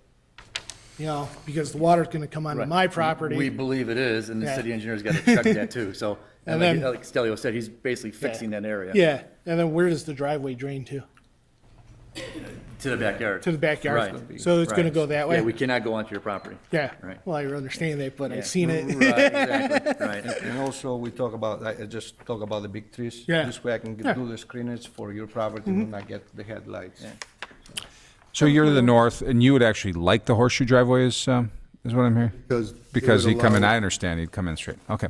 All right. Appreciate the input. Anything else? No, that's Okay. it. All right. Thank you. Thanks for staying around. Can I make one more statement? Please do. Yes. Because we just talk about the two entrances. So if I have the entrance on the north side, it's going to be like a circular driveway, okay? I don't have to come from, I can go straight to my garage.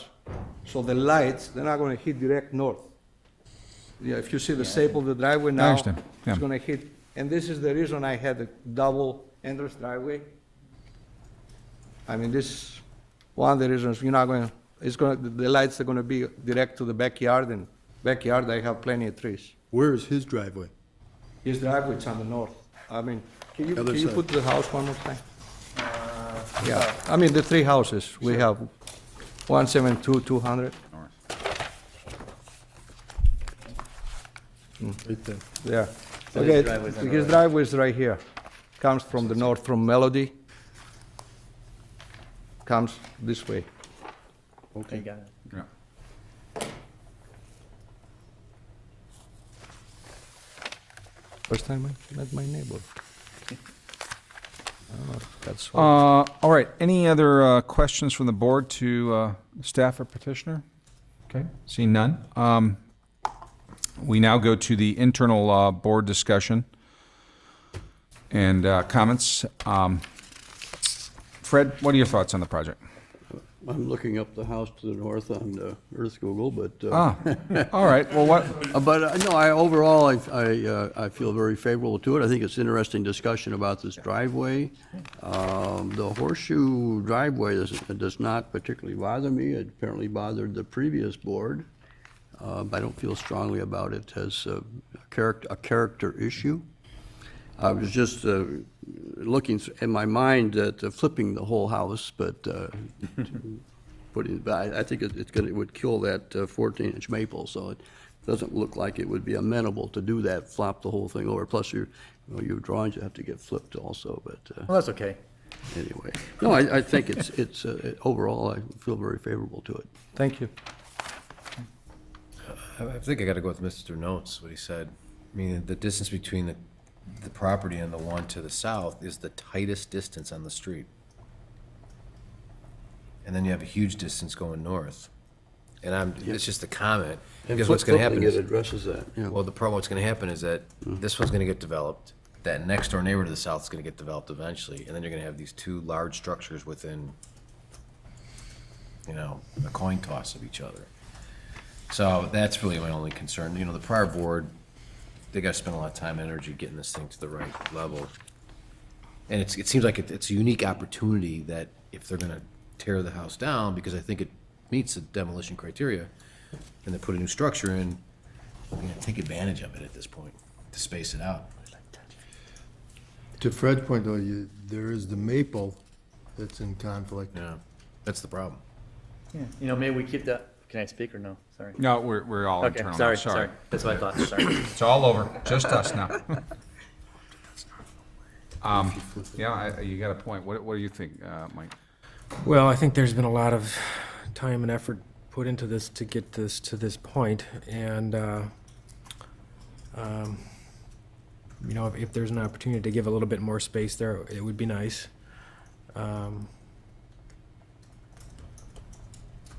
But, you know, and overall, I'm supportive of the project. I think it's a nice, obviously I think the demolition, I don't have any problem with the demolition. The replacement structure, I think that it's been a lot of time and effort put into it by, you know, the petitioner and previous boards and staff. The driveway, I could support the driveway either way.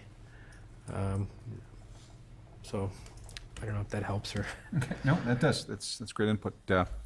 Monica, what are your thoughts? I'm in support of the demolition. However, I'm not really in support of the proposed home as presented. And my reasons are because of the compatibility of the home on the street. I think that there could be some more work done to mitigate the scale of this home to the other homes. Just because you're allowed to build to maximum bulk doesn't mean that that's appropriate to the neighborhood or the context. So I would like to see some examples of the home trying to come down in scale to meet the ranch homes, you know, bringing down the eave lines a little bit more, bringing in some shingle-style elements that help mitigate, you know, this massive increase. And the rhythm on the street, I think, is also something very important. Having said that, if they kind of go forward with what is presented, there are numerous design details that I think need to be addressed. I'll just kind of list them. Column detail should be more consistent with the shingle style. This line drawing doesn't really give me base head details very much. The brackets that are shown are not really consistent with a traditional shingle style. And there's brackets on the garage. That all needs to be unified. The column to base detail should be addressed. The frame wall to the stone also is a detail that, in traditional architecture, the frame wall aligns with the stone base. You don't have like the stone base projected out like 4 or 5 inches. So that's a detail that I think should be addressed. The columns that are on the screen porch or those pilasters are different than the front column. So there needs to be some cleaning up of the detailing. If this goes forward, I mean, I'm only one vote on the board, but Sure. Mostly I really feel that it's very big compared to the other homes, and I would like to see some mitigation to it. And I'd have no problem with the horseshoe driveway. I think that would probably benefit everybody on the street. That's it. Well, to start off, I don't have an issue with the horseshoe driveway either. The siting of the house on the property, I think, can go to great lengths to help mitigate the mass relative to your neighbors. And in my mind, one of the easiest solutions is to flip-flop this house so that you're loading from the south side. You can increase that distance between yourself and the southern neighbor from 49 feet to, you know, what, another 25 feet?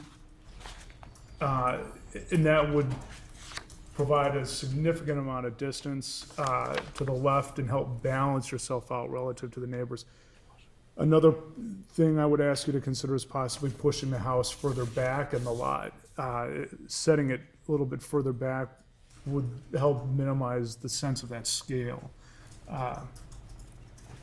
Other than that, I think it's an attractive home design, and I applaud you for that. Monica focused on a lot of details that I think, at least myself and maybe my other colleagues, had not yet gotten into that. So I would certainly take heed of her comments at this juncture, especially when you're preparing to come back. That's all I have. I agree with Ted and Monica on the concepts. It looks from the schematic site plan you have on the board here that there's, the maple is actually a little closer to the property line than the landscape plan. So there may be some opportunity to move the home to the north. If you have 20 feet between the drive and the north property, if you have plenty of room to reduce that to, say, 10 feet, still have enough for appropriate landscape screening, which we support, and still save the tree. So there might be a balance here that can be worked on. And as staff and the prior board seemed to resist the horseshoe drive, you may consider a one curb cut at the north end, and then have a little turn into the front court for parking and guests, but don't complete the turn with a secondary curb cut to the south. Can I say something? The curb cut on the south is going to be existing. This is the existing driveway. No, I appreciate that, but I'm going to make one more statement about the house, flipping the house, we just said.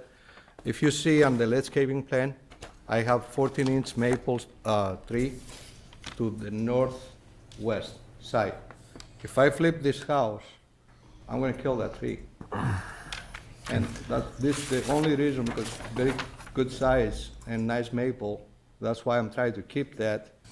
And the reason we set the house like that, John, he didn't mention that, to protect the manyest trees, because, I mean, you'll be welcome to come and visit the property site, see how beautiful it's under there. And I love these trees. And I don't want to cut everything. which tree is in better The 14-inch condition? maple, if you go to landscaping Right where my hand plan, is, look at the hand. Which one, but there's a 14-inch on the south there's as well. existing 14-inch maple. Which is in better condition? Better condition? The better south or the condition- north maple? The north, yes. I mean, by far. The south has got more shade. And At the end of the day, I mean, arborists across the city are probably going to throw their arms up, but Sure. at the end of the day, the house will outlast that tree. And if it's compromising a tree to have an advantageous house siting, that everyone benefits from that. But also I don't want to replace, for the 14-inch, I'm going to cut whatever to have a replacement. And if you flip the house, you only have the one driveway, like you're talking, to the garage.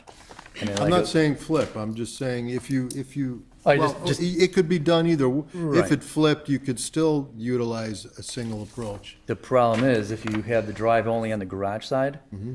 people pulling up to the house, they're not seeing the front door. They're seeing the garage. That's the problem with having to drive on that side only. Well, no, have a turnaround, a little bit of a turnaround by the front entry, little parking court. Yeah, but you're kind of parking in front of the side of the garage, in theory. Like right here. Unless you carried it further south. Right, okay. We made one good statement before. I can move the house. I mean, this is going to be a new house. Somebody said before, I don't remember who was, about 10 feet move north of the property because it's too close to the south. We can do that without destroying the 14-inch. That helps. Yeah, Is I it mean, enough? if this is a Well- new house, I mean, we can do that. I mean, if that's to balance it out, the property. And then to Monica's point, the massing, it is out of keeping with the character of that street. But what is the street going to be in 10 years? Your guess is as good as ours. But currently, which is all we can assess, it's not in keeping with the character of your neighbors.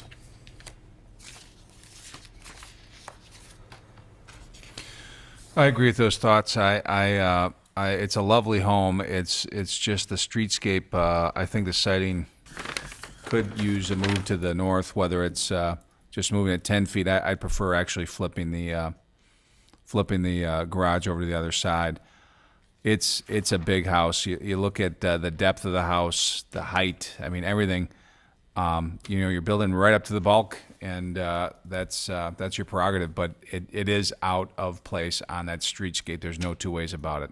So I join Monica in being uncomfortable with the sheer size of this house and its placement on the streetscape. Can I make a motion? Sure. Continue the petition based upon the comments of the board and the comments in the staff reports to tone down the bulk.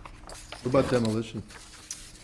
I don't think we can do any of, it's a coupled thing, so it's just a continuation to deal with the comments of the board to reduce the bulk impact and to really consider sliding that house north.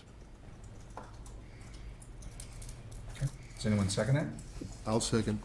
Okay. All in favor? Aye. Aye. Opposed? None? Motion is carried to continue. Thank you.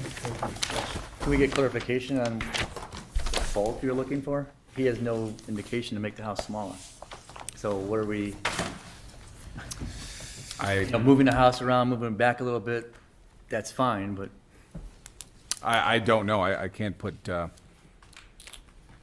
words into the rest of the board members. I think, again, it's just a gut feel for myself, saying that, boy, oh boy, that is a large, deep house, very high, that is it 4,500 square feet? I don't know. I think what you can do to minimize that impact and lower that more in keeping with the streetscape. We're open to suggestion. Maybe it's a few ideas. We are certainly willing to look at things in the interim, send it to the staff that forward it on to us, and I think it's a good start. Like I said, this is a beautiful house. It really is. It's just tough in that neighborhood, so let's try to work together and get something that works for the owner and is in keeping with the neighborhood. Can I ask you something? I mean, the time when we say massive, you're talking about the depth or the front of the house? Yes. Which one? Both. Depth? Both. Both. All right, we can provide the pictures about the trees, the mature trees I have. You're not gonna see the house. The existing trees. That would be helpful too. Sure. It's got so mature trees. I mean, all these Scots pine trees you see on the back with the stars. Help us better understand. Yeah, I can take a picture from the north. You'll not be able to see my property with all the trees, they have to be blooming now, I cannot take a picture. I can take a picture now, you're gonna see those Scots pines, but from the north side, you'll not be able to see the house. We'd love to see it. We'd love to see some options on the siding too, I think, is what I've heard from the other board members. If we could push that north by flipping it, by pushing, I'm not sure. I think that'd be helpful as well. Yeah, pictures might help. Sure. you know. Okay. Thank All you. right. Moving on. Thank you very much for your time. We really do appreciate it. Thank you. The last item on the agenda is opportunity from the public to address the board on any non-agenda items. Don't think we have any of that. Any other items from staff? Okay, great. Do we have movement to adjourn? Make a motion to adjourn. Second. All in favor? Aye. We are adjourned. Thank you. Woke me up.